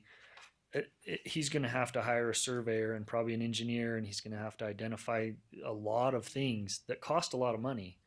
And if then he's told, no, you can't go forward, he's invested a significant amount of money.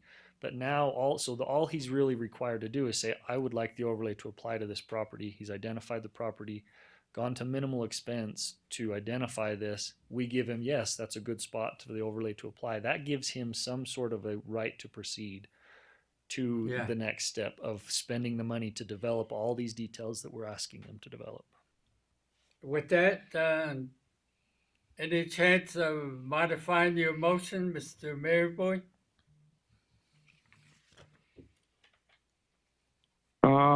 My motion stands for the seconding party. I guess you can try to modify it, or maybe insert some languages or delete some languages as a seconding motion to the party.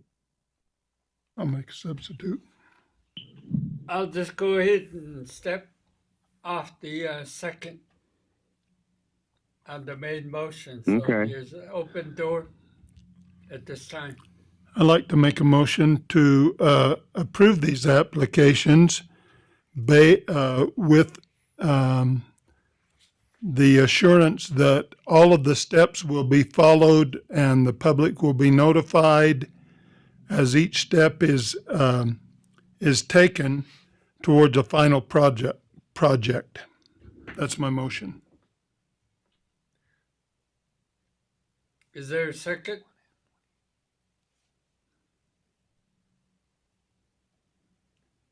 I'll go ahead and second the motion. Any further comments? Until we change the ordinance. Yeah. If there's going to be a change. With that, call for the vote. All those in favor say aye. Aye. Opposed, nay.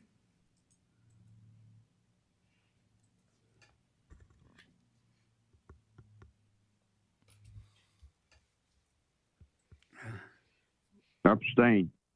Okay. 2 in favor, 0 opposed, 1 abstain.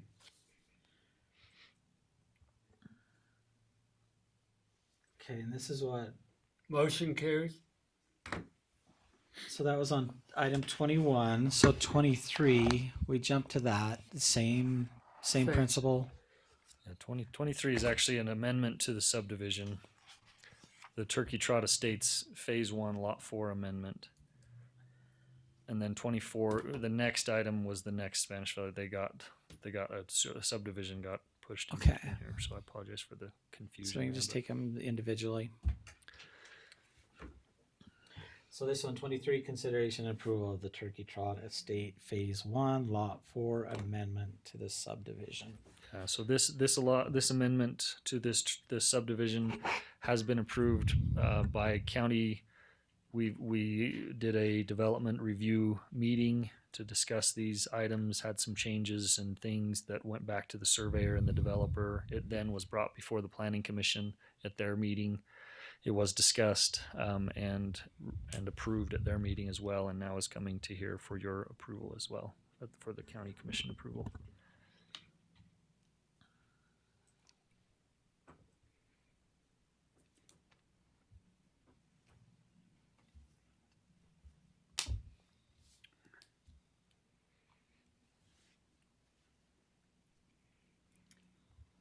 Is there a motion to approve? I'll make a motion to approve the request. 23, right? Item 23. Correct. Is there a second to the motion on 23?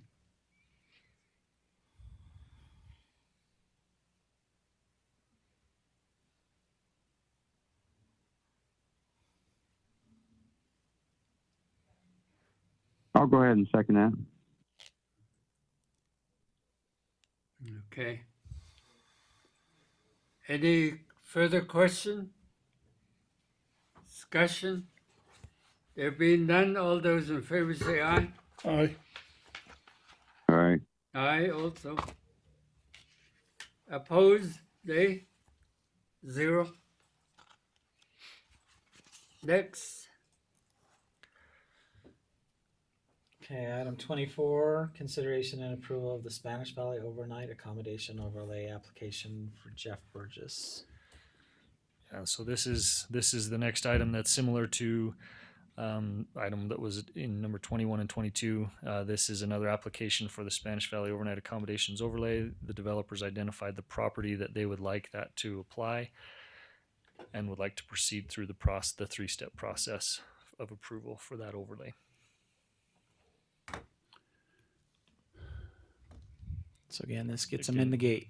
I'll make a motion. We approve this one with the same requirement to follow all of the remaining steps before the final project is approved. Okay. Is there a second? Second. Any further question or comments? There being none, all those in favor say aye. Aye. Aye. Aye also. Opposed, nay? 3 in favor, 0 opposed, motion carries. 25, Consideration and approval of the Pacheco Meadow subdivision phase 2. Yeah, so Pacheco Meadows subdivision phase 2, the same. This has been received and reviewed by county staff in our subdivision review meeting, and some clarification was made. Some things were changed. It was then presented to the county planning and zoning commission, and they voted to approve this phase 2 of this subdivision, which is just outside of Blanding city limits, is where the location is. Just so for some clarification, just to the east of Blanding city. Motion. Mr. Berryboy motion, Second.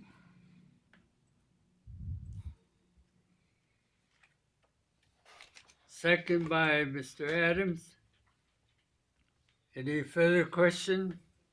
There being none, all those in favor say aye. Aye.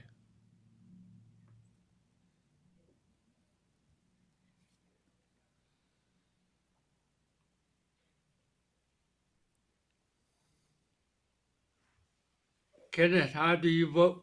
Aye. I also. Opposed, nay. 3 in favor, 0 opposed. Next. Okay, next one on your agenda, consideration and approval of the Hanson Estate subdivision amendment number 2. Okay, once again, this went through the development subdivision review meeting through the staff, and then was presented, a final plat was presented to the County Planning Commission at their regular meeting and is here for your consideration and approval for this subdivision, Hassan Estate subdivision amendment 2.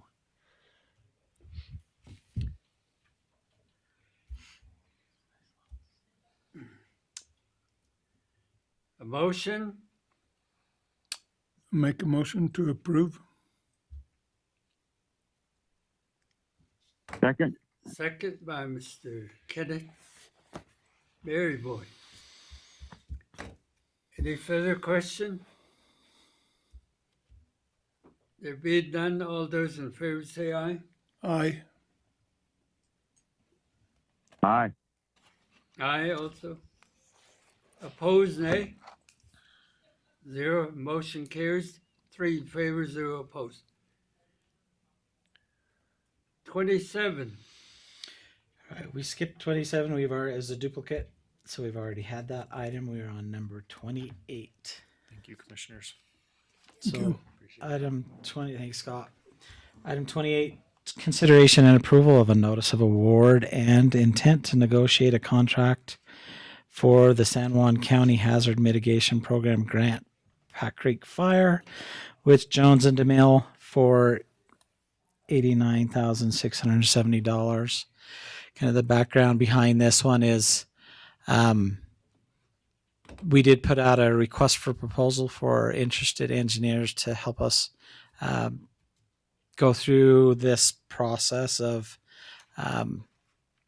not only preliminary designs, coming up with an estimate, but also submitting the application for additional funds for a potential of a debris basin at the base of Pack Creek, so that we can help start formulating some plan, some type of a system that will catch the debris coming from Pack Creek, as well as slow down the energy of the water that's there, so that we can hopefully just try to mitigate, which is what this grant is for, is a hazard mitigation grant. And so when we solicited for that RFP, we had 2 individuals that applied. Obviously, Jones and DeMille was one of them, as well as Wood Incorporated. They had also applied in an RFP, and as we set as a selection committee, it was found that Jones and DeMille was the most responsive and reasonable request or proposal. So today before you is the acceptance of that award and the notification to them. We would then next month bring back the contract for them. Motion. I'll make a motion to approve. Mr. Chair. Bruce, motion. Like to.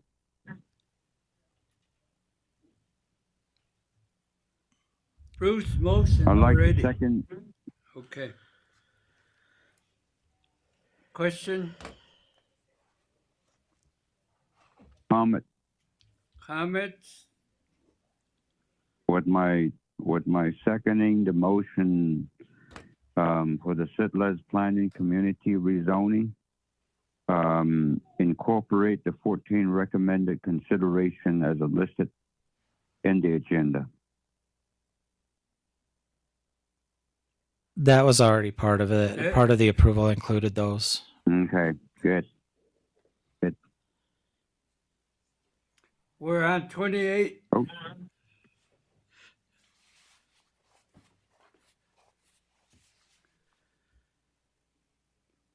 Any question?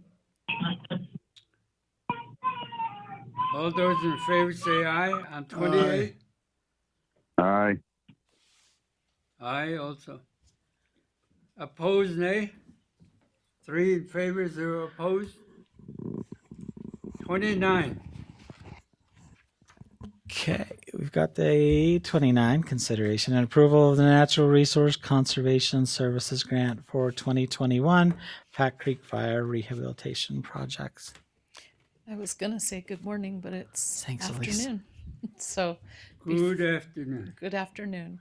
So before you have a packet for the NRCS.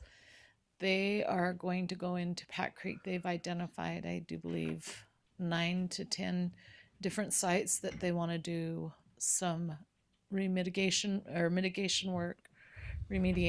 since the Pack Creek fire. This application allows them to come in there and do that. This is also just like the HMGP grant. It is 25-75 split on whatever is done. They will go in and do reseeding and work where there are definite issues with debris flow from the fire.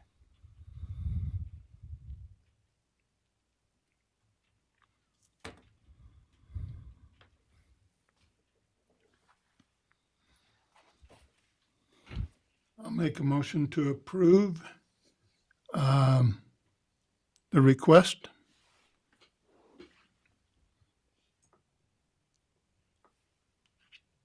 Second.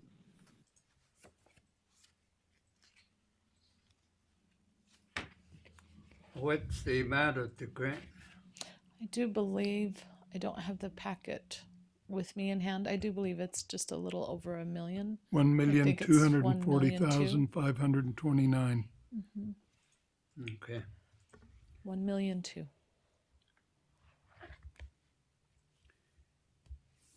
Any further question? There being none, all those in favor say aye. Aye.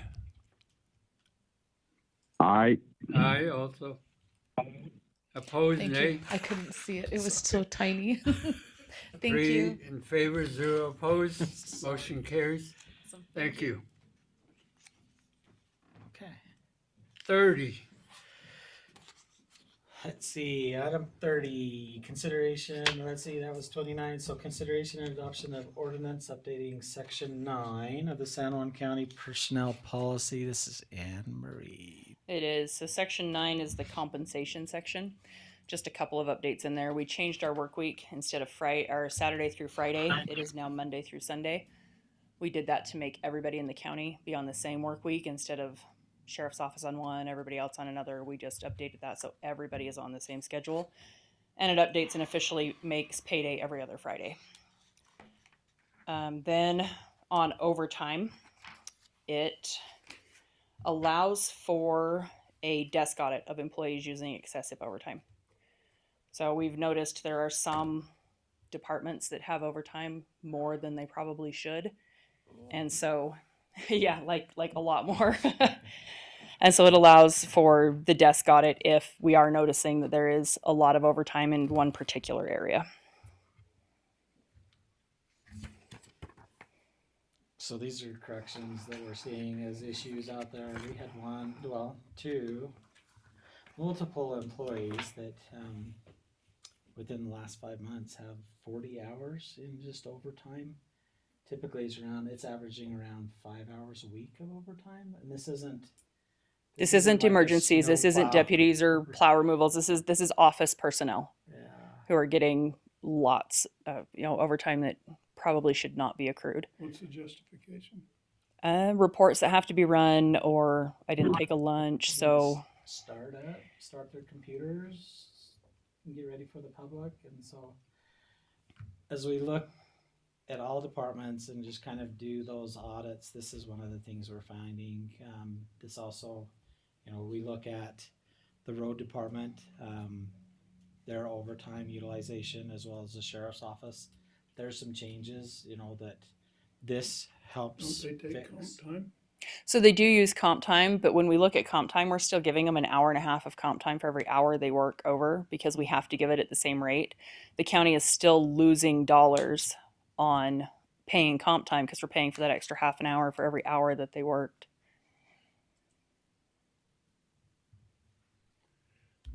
Okay. So it's just, it doesn't, hopefully it will help eliminate the overtime. And it doesn't say, hey, we're going to terminate you if you have overtime, but it does say, let's take a look at what you're doing and why, you know, do you legitimately have to have this overtime, or is there a better process we can put in to help eliminate that? Absolutely.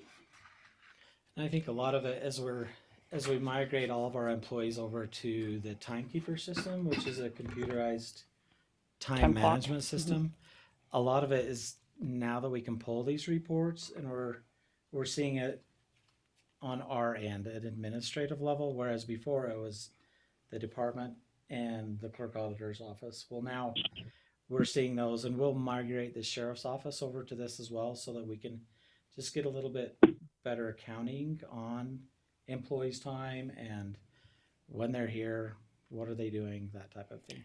One of the things that we're doing with putting these policies in writing is eliminating well, I had a verbal agreement with so-and-so that this is how we do it. So if it's not in writing, it doesn't apply.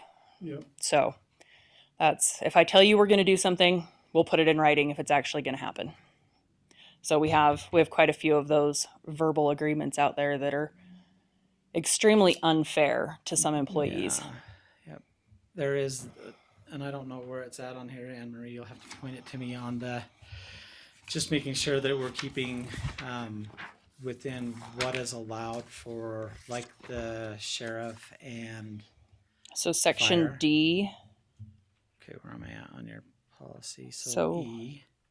D. So in section D, for some county departments, an office's overtime is unavoidable. Every effort should be made to keep the accumulation of overtime hours to a minimum. Any time worked over 40 hours in any defined work week or work period, which is Monday through Sunday now, for a regular employee, or it's 212 hours in a 28-day period for firefighters, or 171 hours in a 28-day period for law enforcement.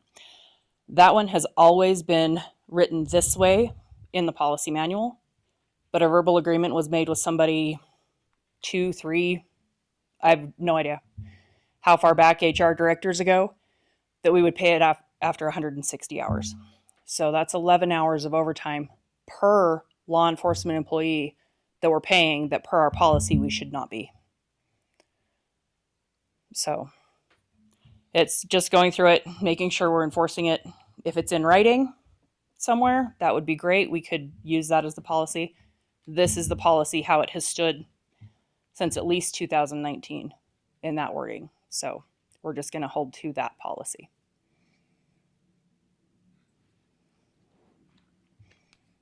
We're losing money.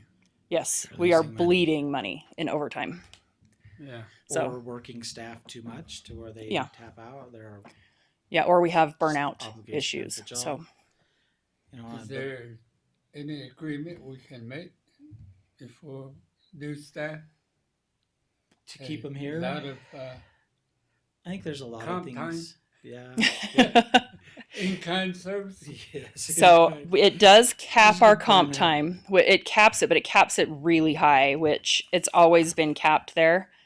Employees engaged in activity who are not exempt from the Fair Labor Standards Act overtime rule can accumulate no more than 240 hours of overtime. To get 240 hours of comp time, you have to have worked 160 hours of overtime.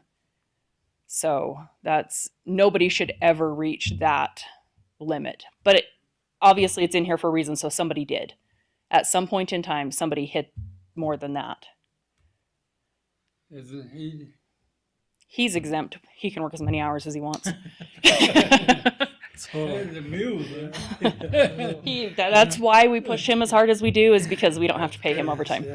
So that's the compensation changes. It just, there's not a lot of change in that one, just enough that we are paying Monday through Sunday now, so it just puts that in the policy that is official.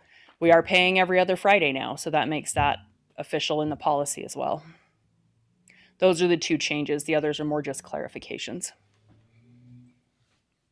Okay.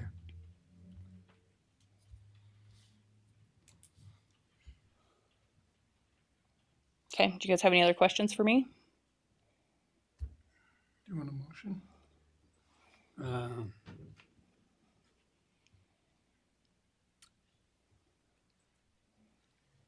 Sounds good. I'll motion to approve.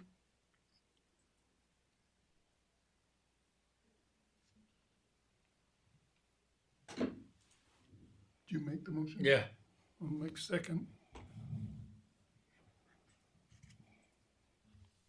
Any further question? Good. There being none. All those in favor say aye. Aye. Aye. Aye. Opposed, nay. Motion carries. 3 in favor, 0 opposed. 31. Okay, item 31 is consideration and adoption of an ordinance updating section 10 of the San Juan County Personnel Policy. This is the benefits section, so this is the benefits we offer to the employees. In here, it does say that we can make any changes to the health insurance policy that we need to, as long as we give the employees 30 days notice. That's been there for a while. The changes that are being made are, so it updates vacation accrual to a multiplier of the hours we pay for, instead of just a set number of hours per pay period. Reason behind this is if we have somebody who's off on unpaid leave, they come in and work, say, a Friday or a Saturday, just to put in a few hours. Right now, if they've been here 15 years, we're giving them 7 hours of vacation time for working for 2 hours for us.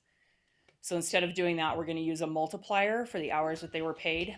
If they are paid for the entire 2,080 hours in a year, they will still earn their vacation hours per year based on their years of service, either 80 for under 10 years, 120 for 10 to 15, and 160 for over 15 years. If they don't work their 2,080 hours in a year, they'll have a prorated amount of vacation time that they'll earn. It also caps vacation accrual at 2 years worth of vacation time. So instead of accruing vacation instead of use it or lose it at the end of the year, once you hit your 2 years worth of accrual, you just stop accruing until you have used some. That helps with, say we have an employee who's been here 15, 16 years, they've accrued vacation this entire year, make their last day Christmas Eve, they get their final paycheck the last week of this month, we're paying them for whatever hours they accrued this year that they would have lost on January 1st. So that will help save some money for the county there.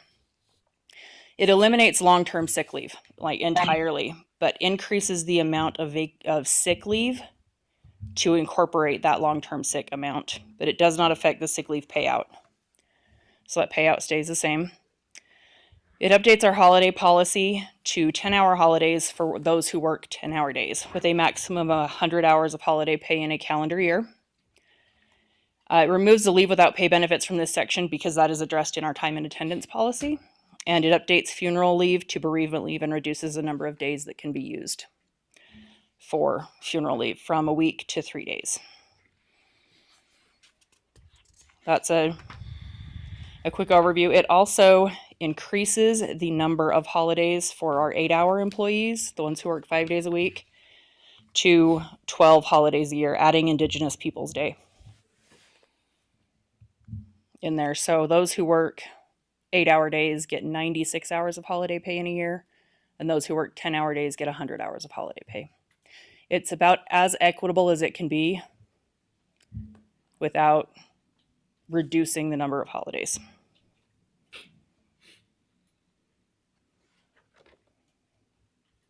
There is concern just by employees that have been mentioned is, if they're at the cap amount already, what happens to them? 15 days from today as this ordinance would go into effect.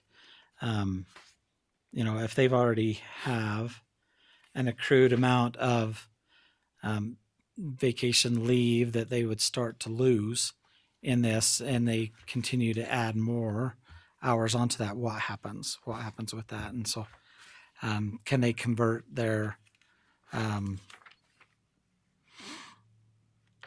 leave? So 10 days from today, Yes. regardless of where they're at, they're going to lose anything Their above comp their maximum. time. No, on their vacation. Okay, vacation. On That's their what it is. vacation. They will lose anything above what they can maximum accrue anyway on January 1st. Yeah, yeah. So if they're above their maximum, their 2-year accrual, they're going to lose it January 1 anyway.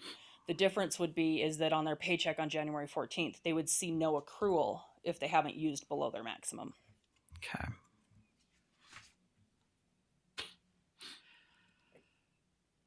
The only other thing that I can think on here to throw it out there is some counties, not all, but some counties are allowing for Juneteenth. There are counties that have 13 holidays. Yes, And Juneteenth so is one of those holidays. Juneteenth is one of them. We did not add the Juneteenth here. There's still counties that aren't doing that. The majority of the counties are recognizing that. The state is not at this point. So we have not added it. We could choose to add that. That would be up to you guys. Honestly, when it comes to holidays, the policy on changing the holidays isn't going to cost the county any more or any less. We're going to pay for the holiday, whether the employee works it or whether it's holiday pay. So financially, it's a wash. It's just more of a morale boost for the employees to be able to take that extra day off or not have to use their vacation time to get their days off. I'm okay with that. As long as they work on their vacation time. Yeah, exactly. Oh, see, the thing is we're trying to encourage them to use vacation time by stopping the accrual. The sick leave conversion. So there's, and that's one of the things that I noticed early on here is where you have long-term sick and sick. We had a bunch of HIPAA violations with long-term sick because in order to justify and get long-term sick, you've got to produce a doctor's note or a dentist note to your supervisor to justify long-term sick and to use that pot of money. Well, technically with HIPAA and medical information, you do not have to disclose that to your supervisor. You can disclose it directly to HR. So by combining this, it eliminates that need to produce a note just to get time off. Yeah, to produce. So the way it read before is in order to use your long-term sick, you could use it from the first day of being sick as long as you produced a doctor's note. After that, otherwise you couldn't use it till the third day that you were gone. So combining those, it eliminates that. We can still, if somebody is abusing the sick leave policy, request a doctor's excuse for them not to be at work, but we don't need a note for every time they go to the dentist or every time they go see the eye doctor, or it eliminates paperwork for me. I'll be completely honest with you. That was the HIPAA violation. Is they don't yeah. have to disclose that information. The other one that it does with the capping on here, which is a little bit different, the if you have an employee who terminates or retires, it avoids the large payouts. Yes. With Makes them capping use the time. vacation. And that's the biggest thing that I like is don't bake your vacation time. Vacation time is an award to boost morale, and you know, if you feel you're getting ready to tap out, go on vacation. Don't bank it. And so hopefully with this, it puts a little bit more pressure on employees to utilize vacation. Go take the time off. Get out of your office. Historically, I believe people have banked that, Yes. banking on getting it when they leave or when they retire. They're getting this huge payout when they leave the county. And that's great for them. As an employee, I can look at it and be like, hey, I'd love to bank it and get that huge payout. But as a county, we can't afford to continue to make those huge payouts. Those, $15,000, $20,000 payouts when someone leaves county employee, we can't continue to do that. The one other change that I need to mention is we take the personal preference day, and instead of making it a day, it's personal preference hours, where they don't have to take it in one 8-hour block. They can break that up and take it in an increment as small as a half an hour if they want to do that.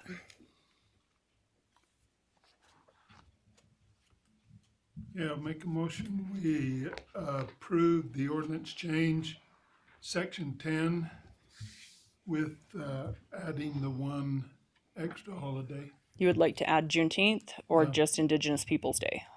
Because I added the one already, so. You've added Indigenous Peoples. I've added Indigenous Peoples Day. So do we have 13 holidays? We have 12 right now. If we add Juneteenth, we'll have 13. Yeah, add the one.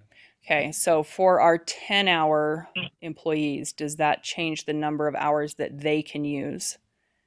Otherwise, they're going to be short 3 holidays. Your discretion. You're the HR. Okay, so I'm going to have to modify that and bump that to 110 hours, so they will have that. Yep. Okay. Okay, that's my motion. There's a motion. Is there a second? Second by Second. Kenneth Maryboy.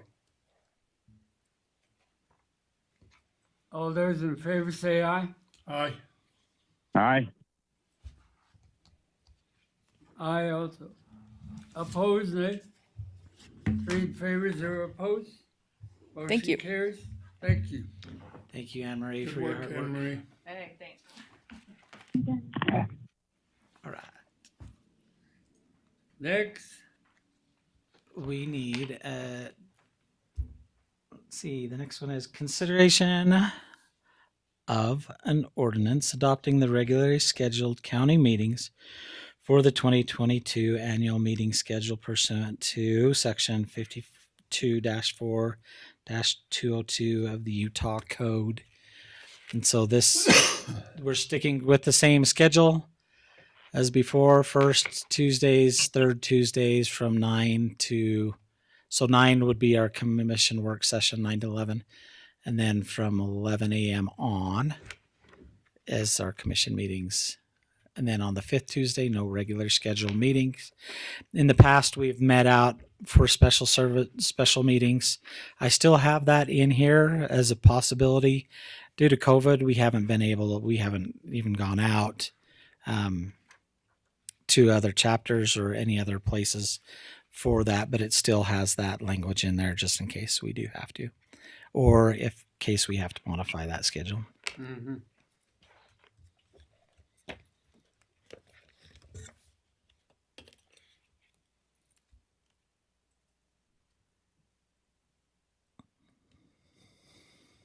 Okay. Is there a motion? And meeting schedule? Make a motion, Kenneth. If Bruce does, I'll second it. I'm trying to get you to make the motion. And,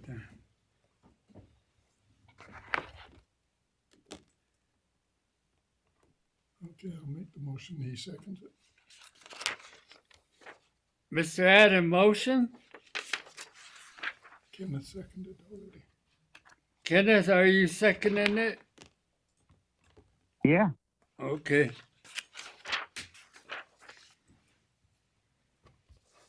All those in favor say aye. Aye. Aye.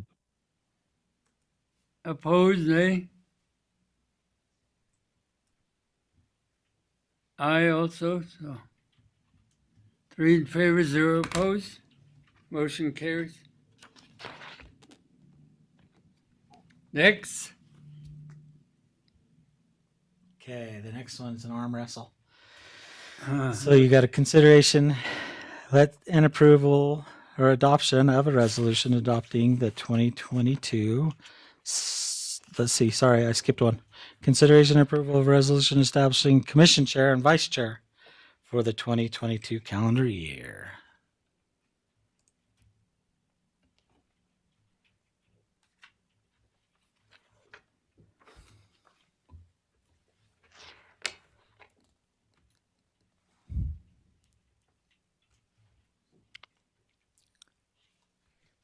So in 20, go ahead. motion by Kenneth. You have to, You have to nominate. what do you call it? Nominated by nomination? Or? So nomination, or if somebody wants to volunteer to be the chair for 2022. We had back in 2020 was Commissioner Maryboy. So Commissioner Maryboy served in 2018, 2019 and 2020. And then Commissioner Gray Eyes has served as chair for 2021. So that's not a 2-year commitment? It doesn't have to be. You can. So where typically what happens on commissions like this is each of you get that opportunity to be the chair. So where Commissioner Maryboy's been it, Commissioner Gray has been it. A lot of times there's just that automatic rotation where Commissioner Adams would then be the next chair. And so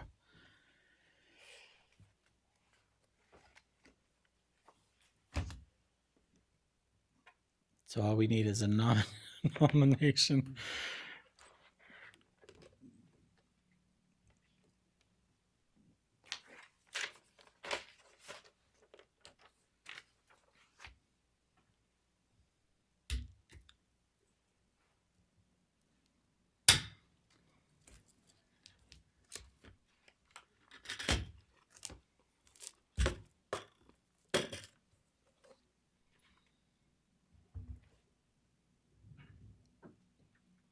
That's a thick. It is a thick packet, absolutely. Yes.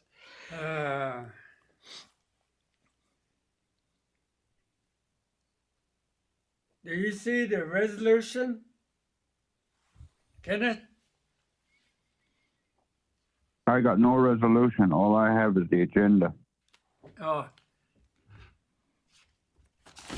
There's a resolution to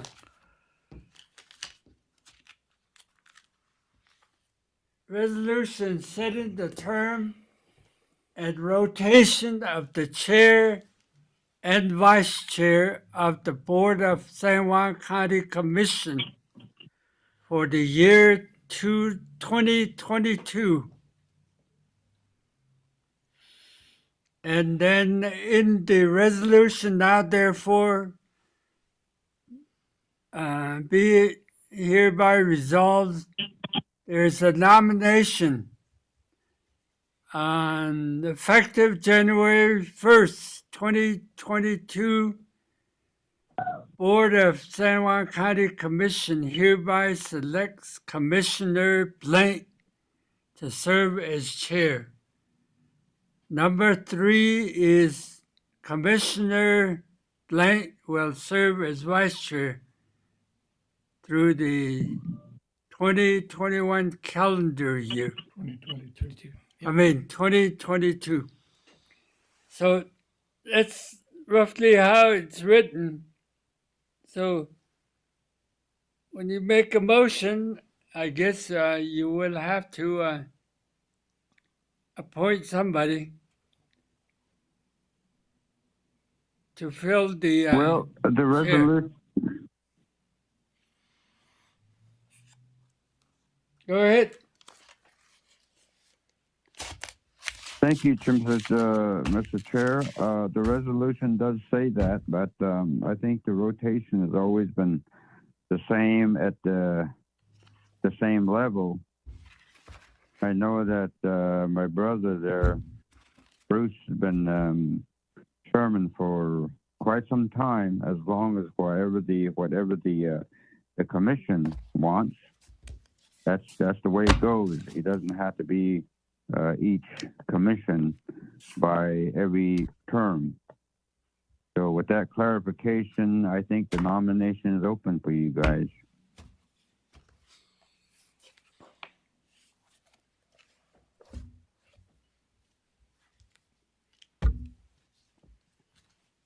Or volunteer. Or you can nominate yourself. Then I can volunteer myself if you want.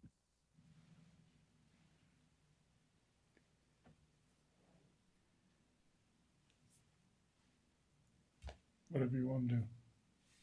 Doesn't matter to me. I nominate Willie Gray Eyes for the chairman of up calendar year. Gray Eyes, what do you accept? Doesn't matter to me. Oh, I guess I would say, yeah, I'll accept. See what happens.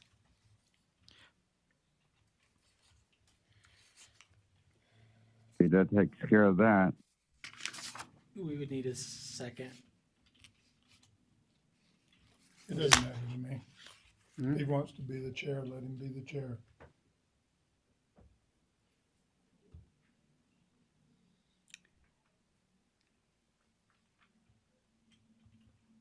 There has to be a second, John. Second.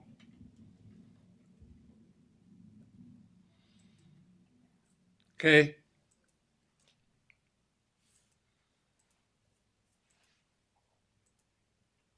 Motion is made by Kenneth.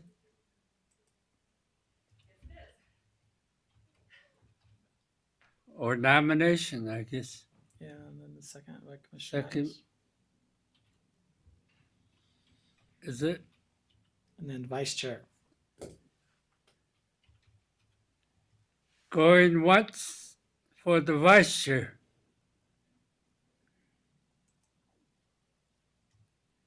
Nominate Mr. Adams.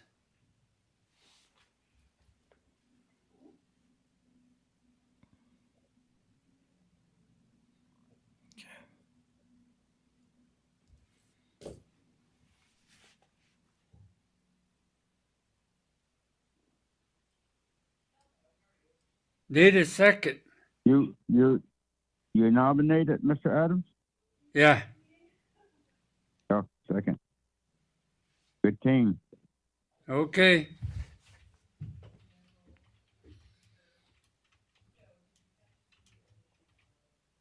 Vote.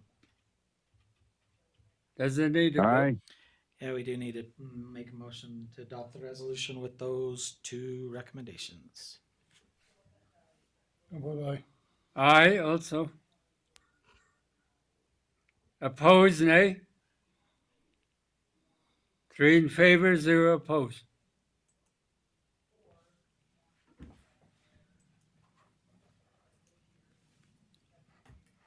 Motion carries.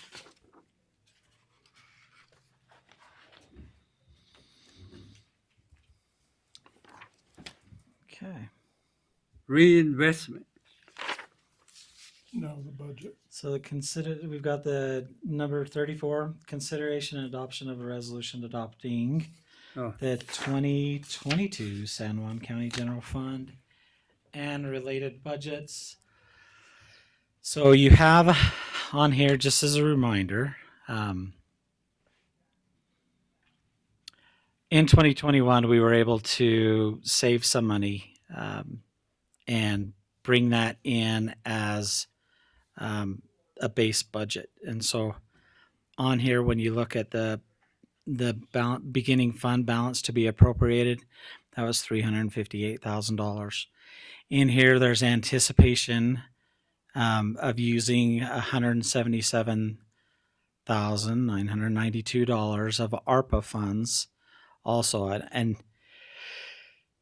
the reason I did that, I think it's important that we utilize ARPA funds where they can be used, and lost revenue is one of those areas that can be used.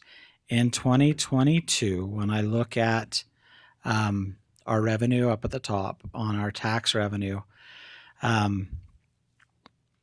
we have on here in 2019 we had $2,170,000. In 2022, and this is just property taxes that I'm looking at. In 2020, we were down $2,123,000. In 2021, we don't have the final numbers yet, but we were anticipating $2,120,000. And so in the 2022, we have proposed in there $2,150,000. I don't think that's going to go up in time, but I feel more comfortable with our trends down here below. As if you look at the total taxes, you'll notice that we continue to carry that trend line down, and I continue to carry that trend line down here in this next year regarding our tax revenue. We feel that as we look at our revenues in general, we've done a pretty good job. If you notice in here, let me try to Aren't you going to reassess get all to of it. the We are. commercial properties? Yes, but we don't know what that's going to come, and that will come not in 2022. That'll come out later in 2023, 2024, when those will actually hit. And so we're kind of playing a shuffle. Let me try to get to our budget sheet in here so that you can kind of take a better look at overall. So our budget, I'm not showing on this sheet here. Let me flip back to what the public is seeing because it's important that the public sees this as well on here. When I look at our overall budget, let me scroll down to it.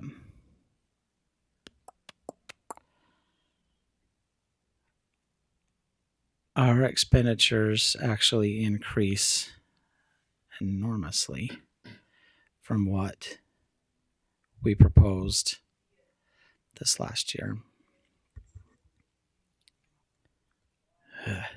So on here, just so the public is aware, this isn't a summary budget. This includes every line item, so you have it. You can see it exactly as we're spending it in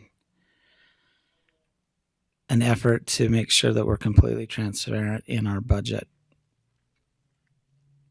So when you look at total expenses, which is the last page of general fund 10, we're about there. My budget from 2021 actual goes from 11. We ended on a fiscal note of shoring up our budget, making our ends meet, not taking out of savings at 13 million. Our total expenses for 2022 increased to 17 million, so 13 to 17. But as I mentioned previously when we were going through the 2021 budget, we've gone through and looked at how we're accounting for things. In here, you have $3 million alone, $3 million plus a loan that is going to be coming in as a federal revenue for Cal Black. And so we've expensed in here and placed in Cal Black budget that $3 million award of that in here. And so I did want to point that out because it does throw it. It does make it look like our expenditures are increasing significantly. But if you look at Cal Black budget, it's at $3 million. And so that's something significant as well as, and I pointed out this last time, we are anticipating transferring to other funds $459,711 to help shore up. $268,000 of that is to help shore up the ambulance services. The 190 that you see on here, these are transfers that specifically are either going into the MBA or our insurance. Because the insurance went out, and you've seen that email of just that lurch in my stomach where, hey, we didn't budget that much for our insurance. And it's workers' comp and USIP that we were looking at specifically. Those jumped up, one almost doubled, and so you see those transfers to other units. And so separate from the original budget that we presented to you, those are some major changes that you see in there. But all in all, we're the same thing. We are, with our revenue and our expenditures, meeting zero with a portion of ARPA funds in there. I think it's important to note that I've also pushed some money down into, when you look at our other budget, let me get into, so B Road, there's very minimal changes in our B Road. The MBA, this is where we shored up some of those funds to make sure that we're able to make our MBA payments. MBAs are our bonds that we have for specific buildings in here. We've changed some of our accounting practices where we were paying for the hideout building in general fund. Well, I've moved the hideout building to the MBA. It's a building authority account, and so rightly so, the loan principal payment should also be in that municipal building account. And so I've pushed that into there, but doing so, I had to send some money to that to make sure we shored up that account. Then when you look at the health department has been awesome. They've gone through with their grant awards. They've been able to meet their expectations with their revenue, meeting their expenses for this next year. In the past, the county has had to supplement them. That is no longer the case this next year, as they will be able to make ends meet with their budget as well. Continuing on, and theirs is going to be a little bit bigger. So let me scroll down, get to our next fund.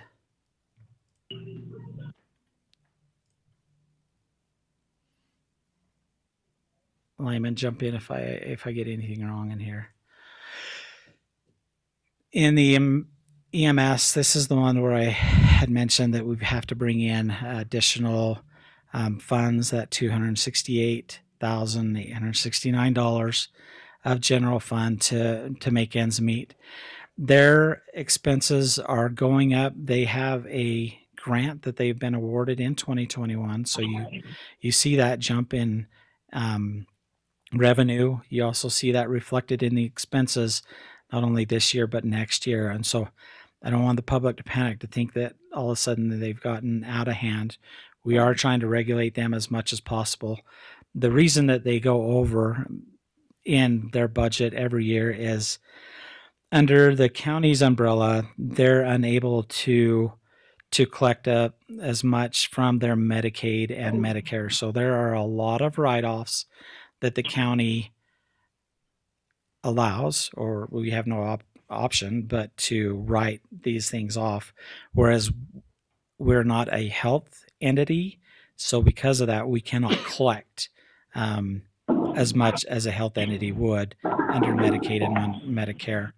And so that's kind of why you see them upside down continually in emergent medical services. The CRA fund is one that we'll go over next in our public hearing, just to go over that budget itself, which is kind of new. It's also needs to be pointed out that we are starting to budget a little bit more in our capital project fund budget. So I took in, and I failed to mention in the 2021 leftover revenue in landfill, as well as anticipated leftover revenue in 2022 of the landfill, taking a portion of those funds and putting it into Capital 45, which is our capital fund in general. And what we're hoping for is, as these grants come about, we'll be able to utilize these capital funds for fund matched projects. And so now that you have Bears Ears grown a little bit bigger in size, that does go reach down into the landfill area, and we have a problem there, and have had a problem for multiple years of just blowing trash everywhere. And so, one of the things that we're looking at is there an opportunity to utilize some of our funds somehow, or find a grant that will match our funds to build a metal building down there, a drop-off building that people can come in, drop things off, and then avoid the blowing around. We would then transport it out, dump it, bury it immediately, so we can hopefully avoid some of the problems that we have. Or there may be other things that you want to do with those funds, but we thought it important that we start to build our capital fund. Also included in this is the transfers of the airplane. So as we sold the airplane, we have that transfer of surplus that came in. And you see that here as noted as the public safety building. And so we're starting to build that as we look at a building there in Spanish Valley to house. This has kind of always been the intent of why the county purchased the property in Spanish Valley, was to house a fire station, an ambulance, and search and rescue, and the sheriff, with an apartment and a community center. So a lot of different mixes of uses in a building there adjacent to the clinic. That's why we purchased the building. It's always been public. That's why we bought that building there, or bought the land there for that. Well, this starts to gather us funds so that we can seek an architect, go through an RFP, get an architect on board, help us establish cost estimates, and then go forward, hopefully, with a a CIB ask. There are a lot of funds that are also coming out for emergency responders, whether it's USDA or FEMA. And we think by having these funds here, being able to get an architect on board to help preliminary design this building, then we will have a better ask when it comes time to meet these grant requests. And so this kind of primes the pump per se for the both of those opportunities. And so I did want to point that out, that we are pushing money into theirs. The road department, obviously, the road department is our funds that we've always continued to generate a lot of revenue in, as well as that utilization of those funds on our roads. And we continue to look for other opportunities out there. The Build Back America bonds, as they open up more for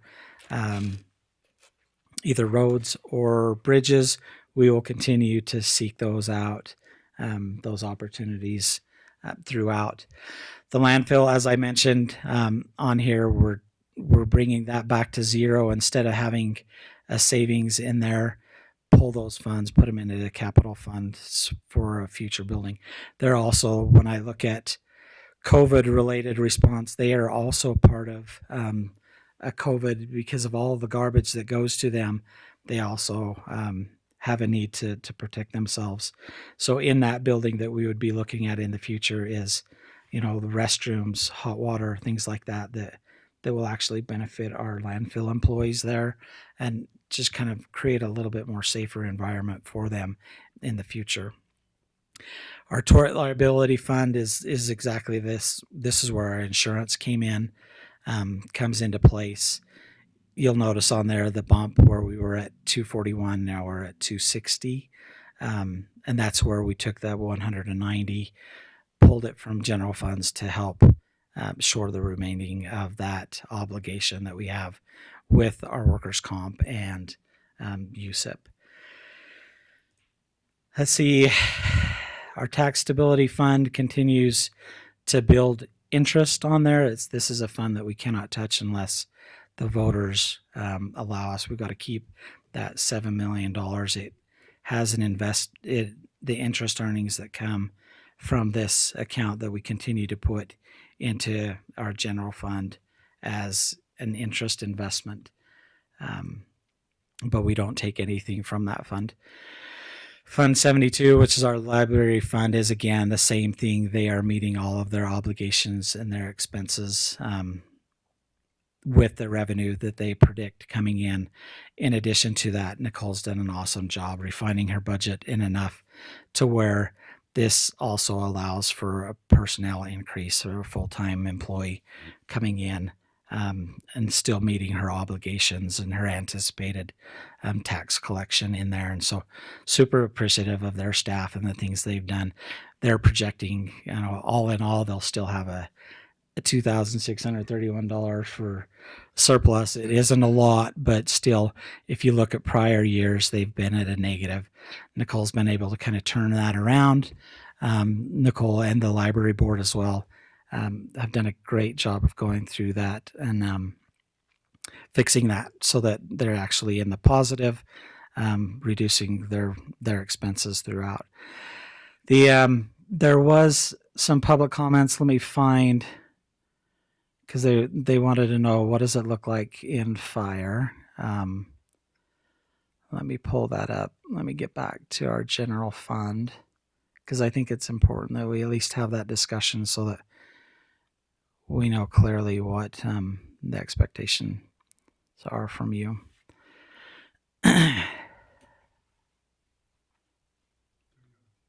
Is it down? Dun. So communications, fair. Most of these we've already gone through in our public meetings, our public hearings. So I'm hoping people have heard those.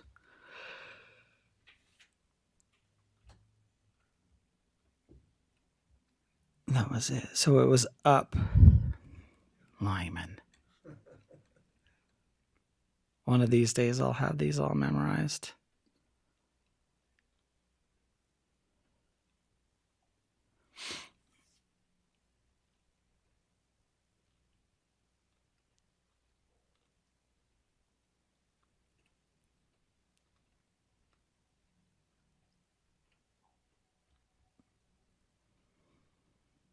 Fire and rescue is right there. Wildland fire. Down Skipped it. Okay. Thanks for catching that. I got in my head thinking of something different that I needed to touch on. So in here, you see this $80,000 in our budget. In the past, we have been at that 46,753. So that's what we paid for in the past. It's jumping up, and basically what it is a percentage of the assessed value that we pay to Moab Fire, where it's jumping up almost double to $80,000 in assessed value. We felt that it'd be better if the county took on this obligation ourselves. So to correct some of the public comments is the county doesn't have to purchase a fire engine. We already have one. We provide fire engine services all the way throughout the county. So Monument Valley and Montezuma Creek and Bluff, Blanding, and not Navajo Mountain. No, LaSalle, Eastland. And from all of those fire stations, we have an extra fire engine that we would task out. Now, fire engines in San Juan County, they're not utilized a lot. I mean, they don't run all the time.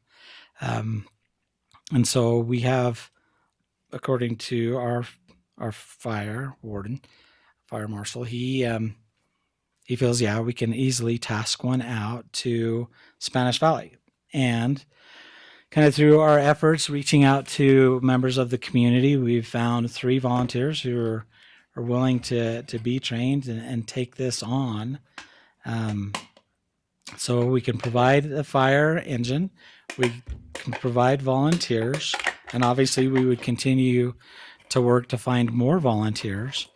And then the next question, okay, where are we going to house this? We don't want a fire engine sitting outdoors in the winter so the pumps and everything can freeze up. So we have found a location that we would be able to lease from them that we could store this fire engine and the equipment in there for this next year for $12,000, $1,000 a month. So volunteers and the fire engine comes free. We've already paid for this in lieu of the $80,000. Now, the reason the $80,000 is in there is obviously we don't know what your direction is going to be, and so we still have that in the budget. We would still utilize that budget if this is the direction you want to go. We would still lease the building for a year, and we would use a portion of that $80,000. We've already reached out to several contractors to give us a quote on a metal building. Most of our buildings for fire departments are metal, and so we would continue to do the same thing. We would put it on the corner of the property that we already have so that we can house the fire truck now. And when it comes time to actually get the bigger building constructed and finalized and built, then we would have a metal building there that we could store road department equipment, things like that in there. But we would use a portion of those funds to start getting true costs of what it would take to build that building. Like I had mentioned, there are HARPA funds, there are USDA grants that are out there that are for frontline fire departments and police, sheriff. So we would be applying for that to get the finalization of the building, or, why we continue to lease at $1,000 a month. We would continue to do so. And so I think the question really that all of us have is, would we be able to meet the fire obligations there in Spanish Valley? Well, I reached out to Moab Fire and received some of their information. What I asked them is what's your response? What's your response that you've covered for San Juan County all of this time? What are we foregoing? So in 2021, so far, this is from their report, and it's probably only half a year if I look at it that they reported in. So for 2021, 5. So let's say that's half a year. Let's double it to 10. So they've responded 10 times here in San Juan County. And in 2020, they've responded 28 times. 28 times, but this also includes highways. So they also do extraction. If there's a crash, they also will respond to those crashes. Car's on fire, car may be on fire, they're responsive to that.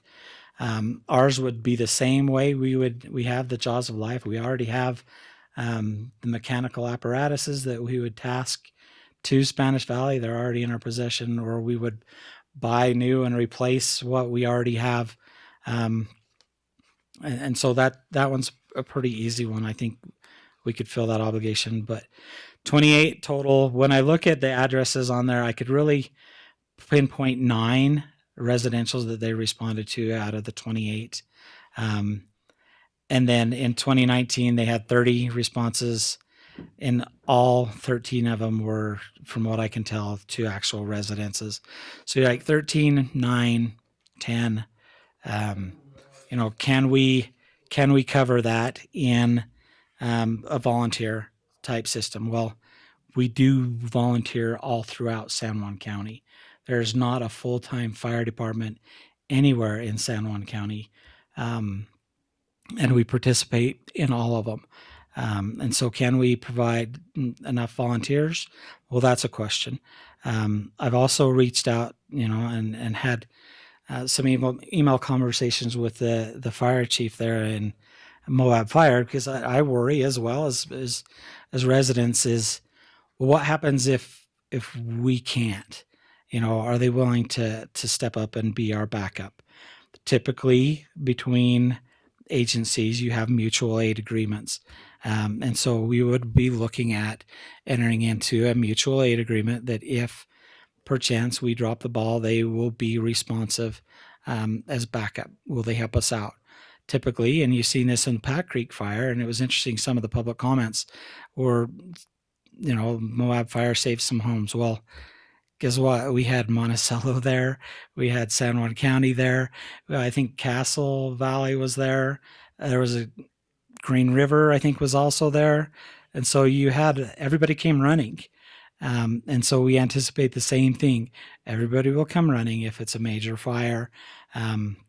But I also think it's important on response time. When you look at response time, if you have the local fire that's right there, how much more responsive can they be? Even though they're volunteer, they're right there.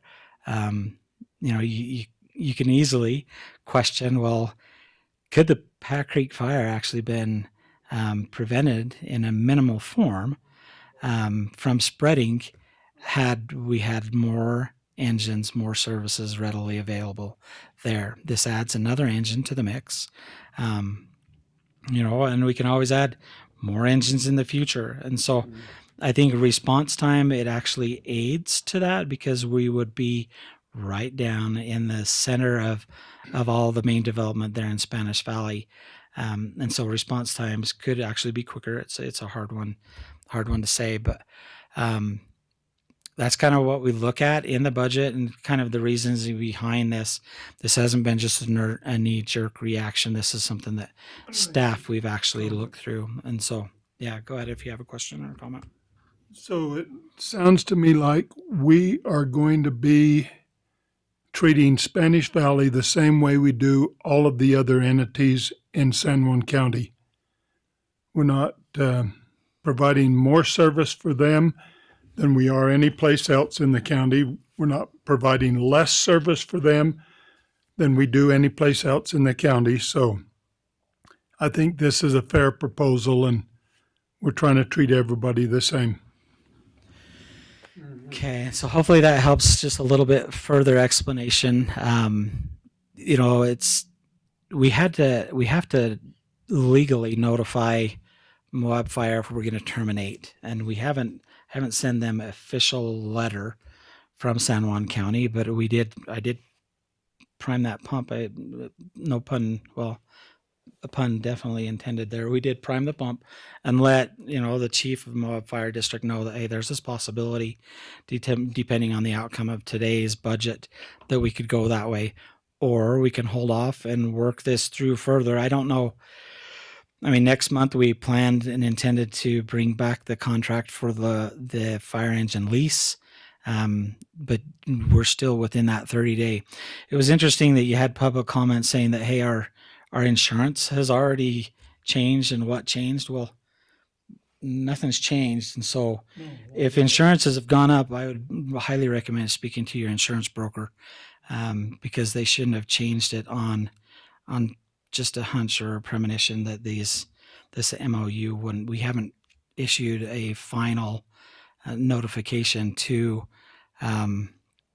Moab Fire. I did reach out to them in an email saying, hey, depending on this outcome, it's looking like we may head that direction. And so I did want to point that out to there, but it is a concern, and I hear the concern from the public, that may change. But there's also going to be a change here as we go through and we map out and look at the FEMA floodplain. Their insurance may also be adjusted, because if it comes out and they're in a flood zone, a FEMA flood zone, then that will also change property insurance. We can't hold off on things because it's gonna cost. We would like to. Obviously, it's something that hurts. It hurts, everybody on the pocketbook. But as we look at being able to provide services on our own, and if it reduces costs and we've avoided increasing taxes, we've saved in other aspects of the public. And so, and it all kind of goes in hand. The more things cost, the more disposable income or less disposable income they have, which is a concern. Absolutely. Do we need to work through this a little bit more? Absolutely.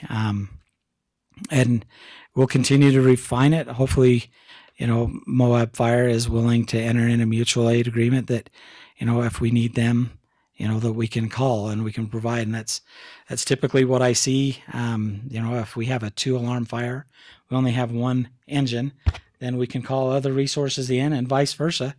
We will have an engine that will add to Moab Fire. It's not 24/7, as Moab Fire may be.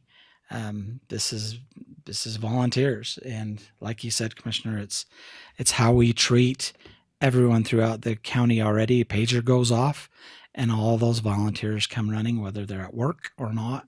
It's just a matter of working through and finding good volunteers. And we're hoping that in that community that there are those good volunteers that will step up and be be responsive and help save lives, no different than anywhere else. And so going through here, as we discussed before, it does have those increases of personnel in here. So again, our sheriff department, they were able to receive a grant that increases their personnel. And so we're covered, and we'll be able to increase personnel there. This does anticipate that we are moving dispatch and pushing dispatch to Price as an outsourced opportunity. There are some changes that I think that we need to bring up to you in the future. There's the possibility here in the future where we will be able to look at the potential to outsource food services. There's vendors that come in and they will run your kitchens at the sheriff, at the correction facility, and potential other resources. We've been in talks with that company. Kane County does this. They do this with senior services, I believe, as well, where this vendor cooks all of the meals and then use county staff or whatever to distribute it out and we think looking at it, that may be a cheaper alternative, although food wise, we get a nutritionist that comes with it and more nutritious meals that we're offering, not only inmates that are there, but also, the seniors throughout. And so there's an opportunity there. One thing that I've discussed kind of on the outskirts, not really had a chance with our indigent defense, is the potential here within this next year to bring our indigent defense internally, bring them in. Instead, right now, we just pay a contract out to the attorneys that help indigent defense. There may be an opportunity where we bring that in-house, have that under the county administrator, and we may be able to realize through that conversion where we take that individual and bring them across in as an employee, where we can offer them benefits. It may be cheaper to do that instead of just paying them a contracted amount. Bring them in, offer them health benefits and retirement.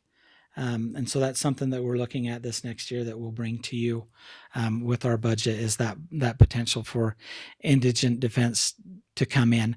They coordinate a lot, with our county attorney, and you always have to have a separation there.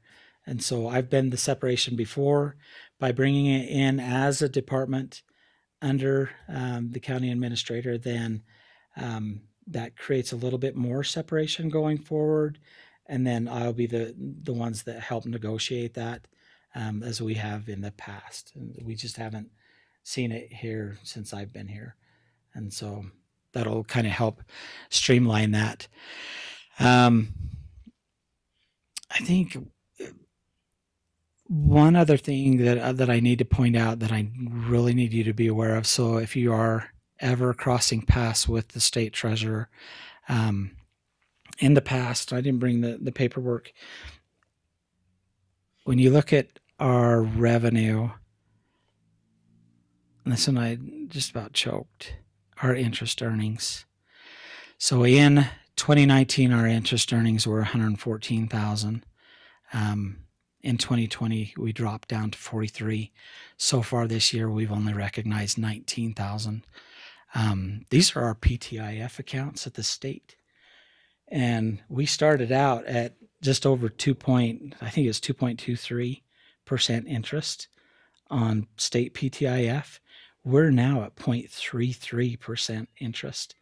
And so something's. What are we getting from Zion's Wealth? So Zion's Wealth is higher, and I didn't get that because it's more of it's a money market account. So we're still, according to what I know, and I don't know a lot on it, there's a lot of communication that we have to meet with the county treasurer to find out what's going on.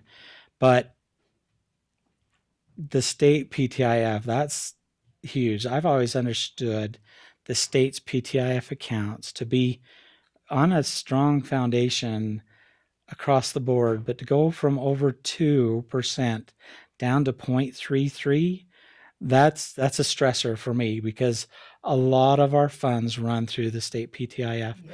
I tried to reach out to the state treasurer office yesterday, wasn't able to get a hold of the individual that kind of helps oversee these.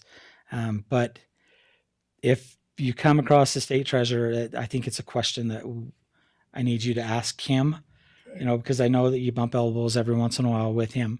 Once a month. Once a month, yes. Or more. Yeah. And so, and especially as we head into this legislative session, is what's going on? What's happening? Do we need to move more of our money in out of a PTIF, which are typically restricted? Can we? But if we're only getting 0.33, I mean, you see the trend. That's huge. Yep. And that's in the past has been a big revenue. To go from 114,000 down to 19. When I first came on the commission, we were making over $2 million in interest. See, yeah. To go from $2 million down to 20, that's a huge drop in interest. And so I wanted to point that out, that there is that issue out there. And so up to that point, I think everything else is relatively the same. You see those adjustments in there that we've made. We've pulled out the ARPA funds. We've also incorporated the other grants in here on the revenue. And so hopefully that helps make a little bit more sense on where we're at on things. This also doesn't include any increases for staff. We held steady on staff. So there's no projected inflation of payroll in here other than the sheriff department. We have that contractual obligation where you'd already approved and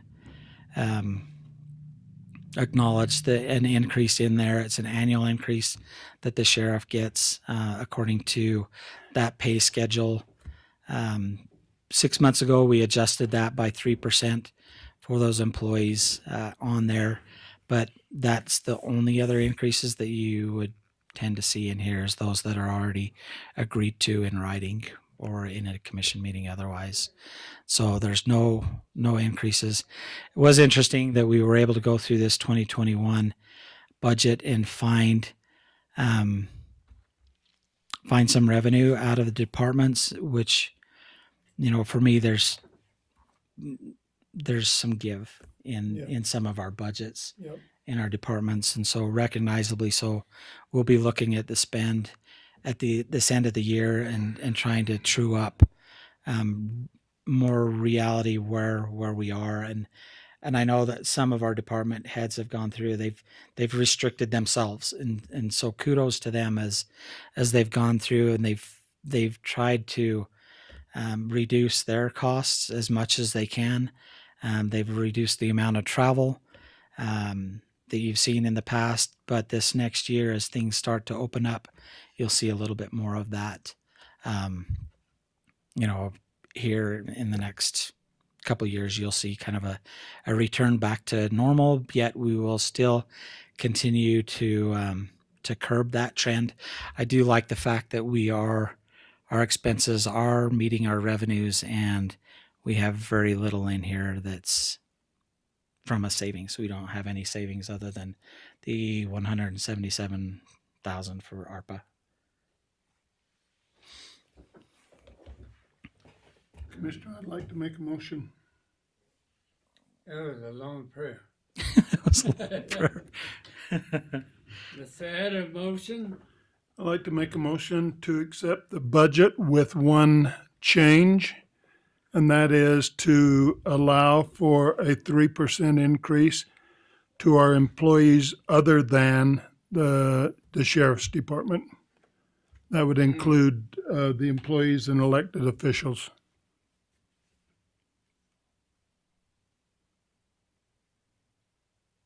Second. Okay.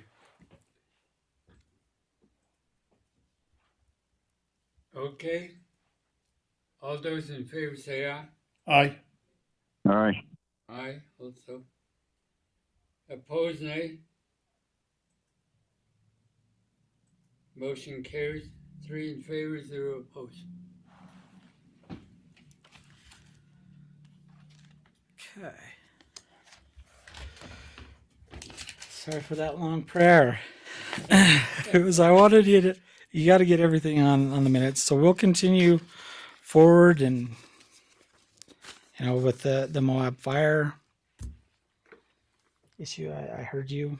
And so we've heard the public as well. Yep. And we'll continue to work forward with that. I know, our fire, he's pretty worried, pretty stressed. And so hopefully we can get that right. And I'll reach out to Moab Fire and see what we can do to help eliminate some of the public's concerns as well. See if we can get some shared time. Okay, item number 35 on your agenda is, let's see.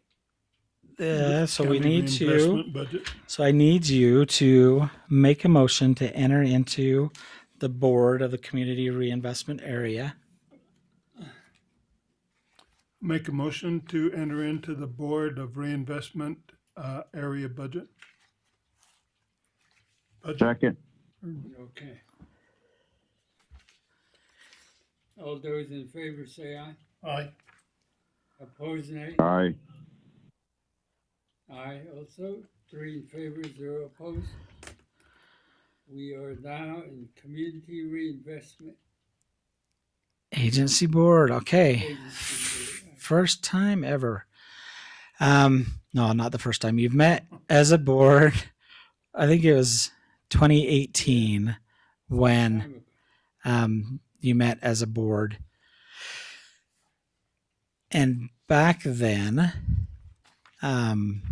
you set up a CRA for Bluff Dwellings. And so you approved their anticipated budget and their project area and committed that you would give them back a portion of their tax increment for that development. This is the premises to do that. Well, it wasn't set up. We have $5,000 that's setting in an account, and I don't know how it got there, but somehow it got there. And so we need to officially adopt. So we have to have a public hearing specific for the CRA budget, of which we are anticipating through our taxes. We will receive $7,038. This year, we're anticipating $480 from this year's budget on a CRA. And so this officially gets the budget before you officially gets it adopted as a budget.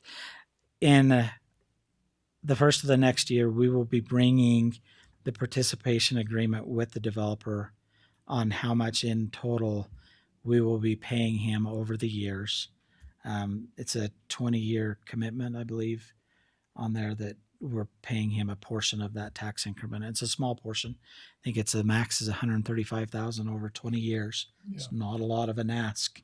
But you know, for that developer of Bluff Dwellings, awesome development. You see it as you go down the road.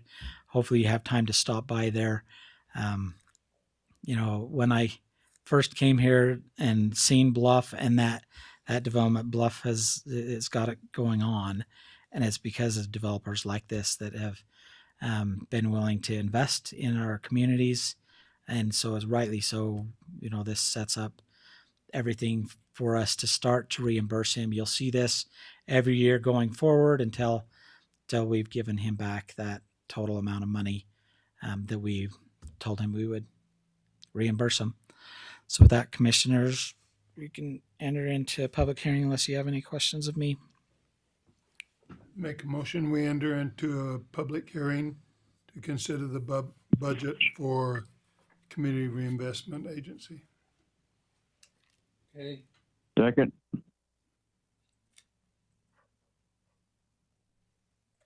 Vote. All those in favor say aye. Aye. Aye. Opposed, nay.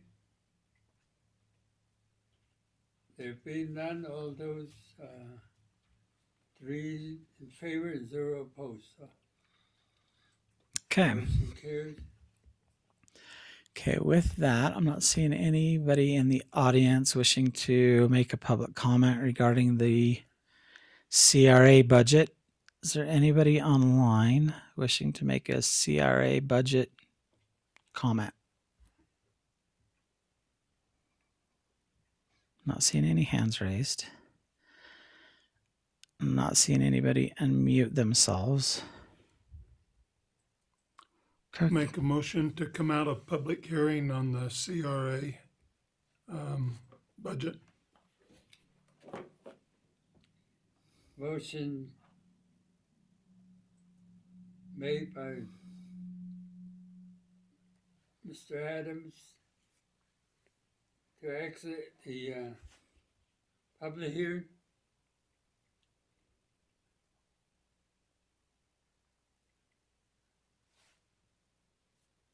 Kenneth, are you there?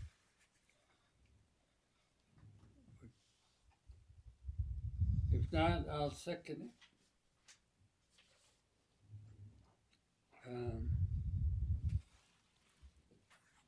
All those in favor say aye. Aye.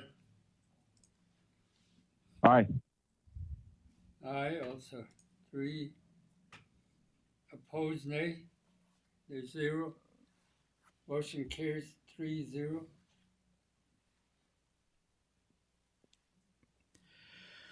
Okay, now that we're out, all I need is a motion to adopt the resolution and adopting the 2022 San Juan County Community Reinvestment Area budget. Do I hear a motion? I'll make a motion. Motion by Mr. Adams to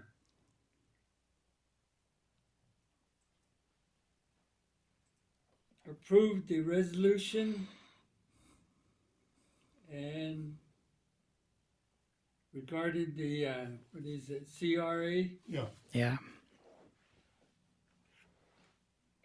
Funds. Do I hear a second? Second.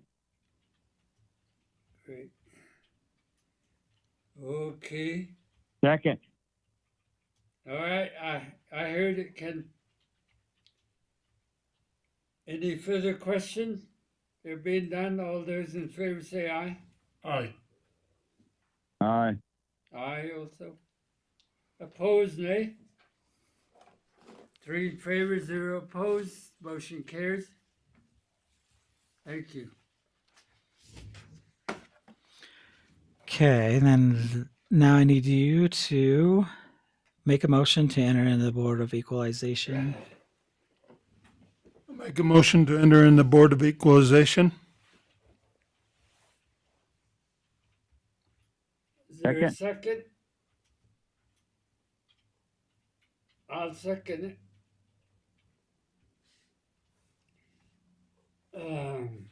Already seconded. Is there, all those in favor say aye. Aye. Aye. Opposed, nay.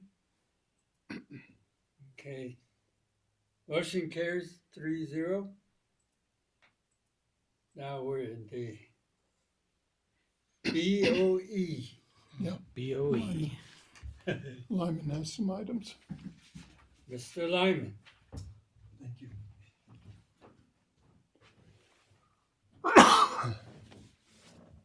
Earlier in the year when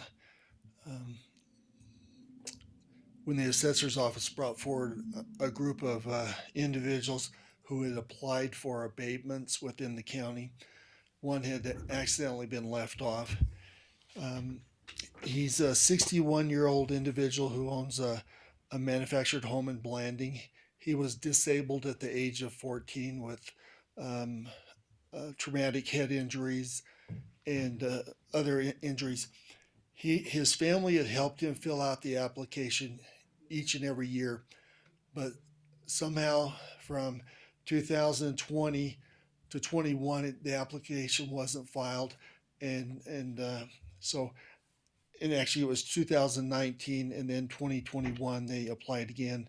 So I'd like to approach the commission if they would waive the tax assessment for this individual, Shane Bradford, and it would be a total of $598.96. Can we do that in our Board of Equalization? Yes, you can. Okay, I'll make the motion. Okay, I'll second it. Kenneth motion, I'll second. Okay. Thank you. There's a motion made by Mr. Barry Boyd, second by Mr. Bruce Adams, to waive, what was that, $5,000? $598.96 for his property taxes. That is to waive the property tax for period covering 2019 and 2020. Yeah. Thank you. Any question? There being none, all those in favor say aye. Aye. Aye. I'll make a motion, we come out of Board of Equalization. Motion carried, 3 in favor, 0 opposed. Motion Second. made to exit Board of Equalization. Mr. Adams, is there a second? Kenneth, second. Second. All those in favor say aye. Aye. Aye. Aye. Aye. Opposed, nay. We're out of Board of Equalization with the vote of 3 in favor, 0 opposed. Next is Commission report. Anyone? I mean, not anyone. Any commissioner I'll ready report. for the report? I want to Mr. wish Adams. everybody a Merry Christmas. Hey, you beat me to the punch. Mr. Chair. Yes, sir. Go ahead, Kenneth. I don't have a whole lot to report, but as Mr. Adams stated, I'd like to wish a very Merry Christmas to all of our staff. And I think our staff has been doing a wonderful job making us commissioners look good. And they've been hard at work, even with all the pandemic and the hardship that everybody's going through, that we're all going through. And they've been keeping the ship afloat. Like to let the community and the commissioners know that we do appreciate the service and the job that they do and what they do for us. So I would like to submit a letter to them, and if the two commissioners would indulge me, I sure would appreciate that. On the 23rd, we do plan to have a half a day work. I wish I could do more, but a very Merry Christmas to those of you that work hard as a staff for the county. And I hope you and your loved ones enjoy your Merry Christmas, the dinners and whatever you need to do. Travel safe. Please take care, and we'll see you after the holidays. Do you still have that letter ready, Mr. McDonald? So the letter's gone out to all the commissioners, and so we'll get their Okay. stamps on it. You stamp mine. All right. Yeah, we'll send it out today. Well, thank you. That will conclude that part of my area, Mr. Chair. You need to sign? Stamp. Stamp. Yeah. Okay. My report is short. Last Friday, I attended the 7-county board meeting, and several project plans are still in the works. One of them apparently was ongoing when I became a member of the board, which is Boot Cliff, as I understand. Uinta Basin Railroad. And Mary McCann was over there and voiced some concerns. And another couple local ranchers in the area also voiced their concerns. Both comments were regarding opposition to the plan. It's a route being proposed to come down off the cliff about halfway between Grand Junction and what is that? Green River. Anyway, the rancher said his ranch is going to lose some acreage off the land, of his land. And the other one is that the main focus at the time it was proposed was to transport oil and gas down from Vernal, all that area, down to the lower bench. Anyway, since the railroad system is approved now by the Board of Transportation, Surface Transportation Board. Surface Transportation STB. Board, it doesn't seem like we need to further the project.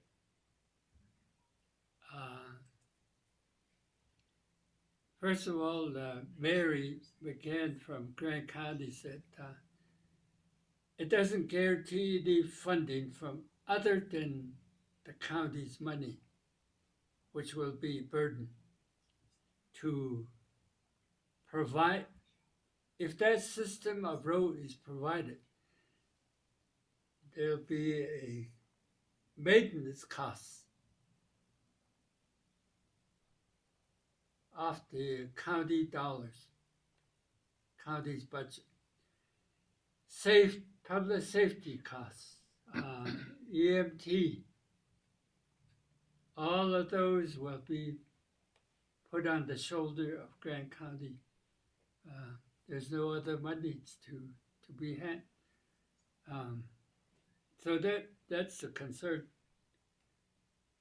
And well, also, if that system is put in place,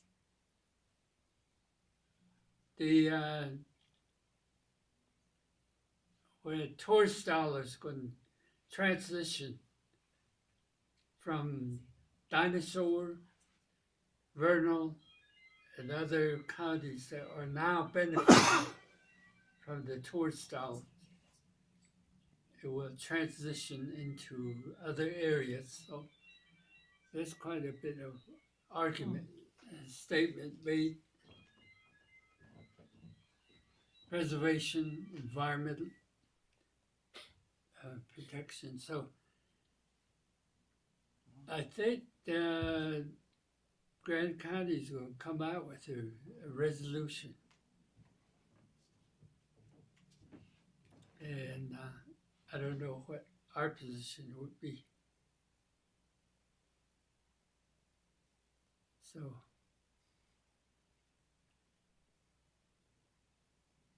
So with those concerns, I asked Mr. McKeith, Executive Director, and he said, what kind of impact will it have? Is it really, if that's the case, then I would continue to support it only if Seven County Infrastructure Coalition guarantees, as long as the Colorado River runs, to furnish those dollars for maintenance, police, and and they said, oh, no, this is only in the planning stage. It could be thrown out the door. Yeah. So with that, that's the kind of stuff that they're dealing with, that we're dealing with, I guess. I am. And I don't know.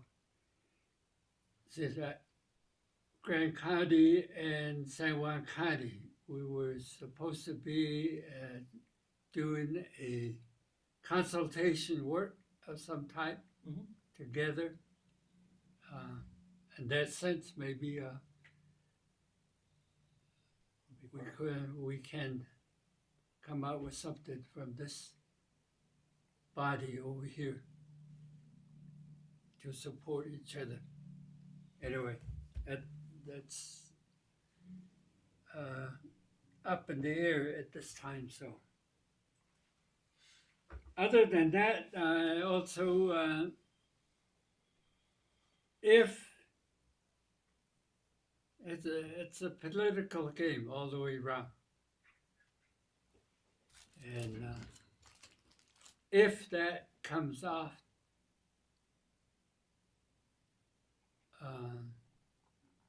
the project listing priorities on 7 counties, will it impact my project as far as Navajo Mountain and Ojeto projects? See, I have to play my coyote. Yeah. Somewhere. No peyote. Yeah. Yeah. I don't know.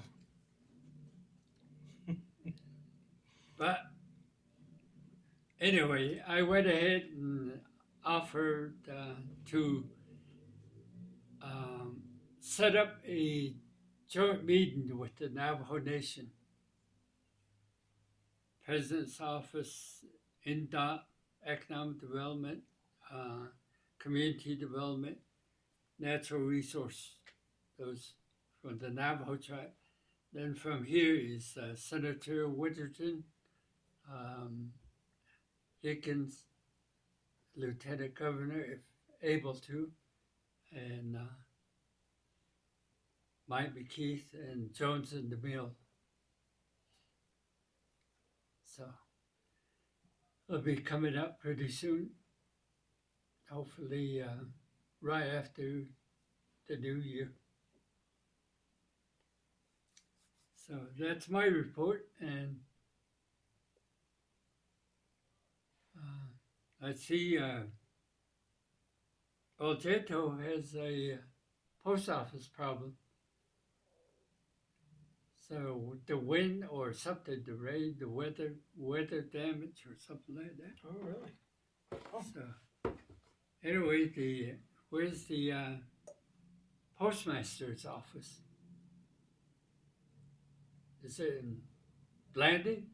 I don't know. Yeah, I don't know. I'm going to approach whoever it is that we cards. need. Post office, what did they call it? Post office zone code or something like that. Yeah. Yeah. From Utah. We're established in Utah. We're subcontracting in Arizona, and here everybody's throwing mud in our face just because of that. Yeah, the post office is our federal funded. So I federal need system. to contact that office. Maybe Pony Express. Look around for me, see where the Washington, D.C. Yeah. yeah, US, no. US But Postal I Service. hear that the postmaster that's supposed to be here, supposed to be looking. Apparently, she or he oversees the Ojeto and gives it area code. Yeah. We can look and see if I can find it. There is So- a postmaster in Blanding, but I don't know what area they cover, but that'd probably be a good place. Apparently, they oversee Ojeto post office. Yeah, I'm not sure what area. That'd So be a good I'm place on. to maybe start though.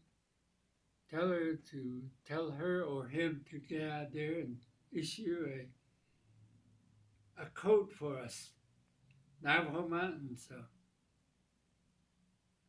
we can drop they can go from here to Tunalia and deliver our mail. Yeah.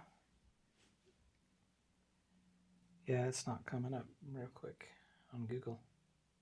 If that's the case, then when that route is established, then the contract could be made between Ojeto Navajo Mountain. and Navajo Mountain.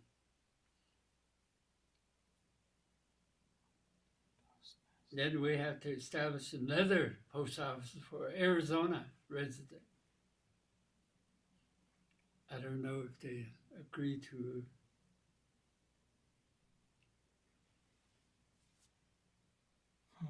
So that's the extent of my report. So is that the final agenda? That is it. Now is the adjournment.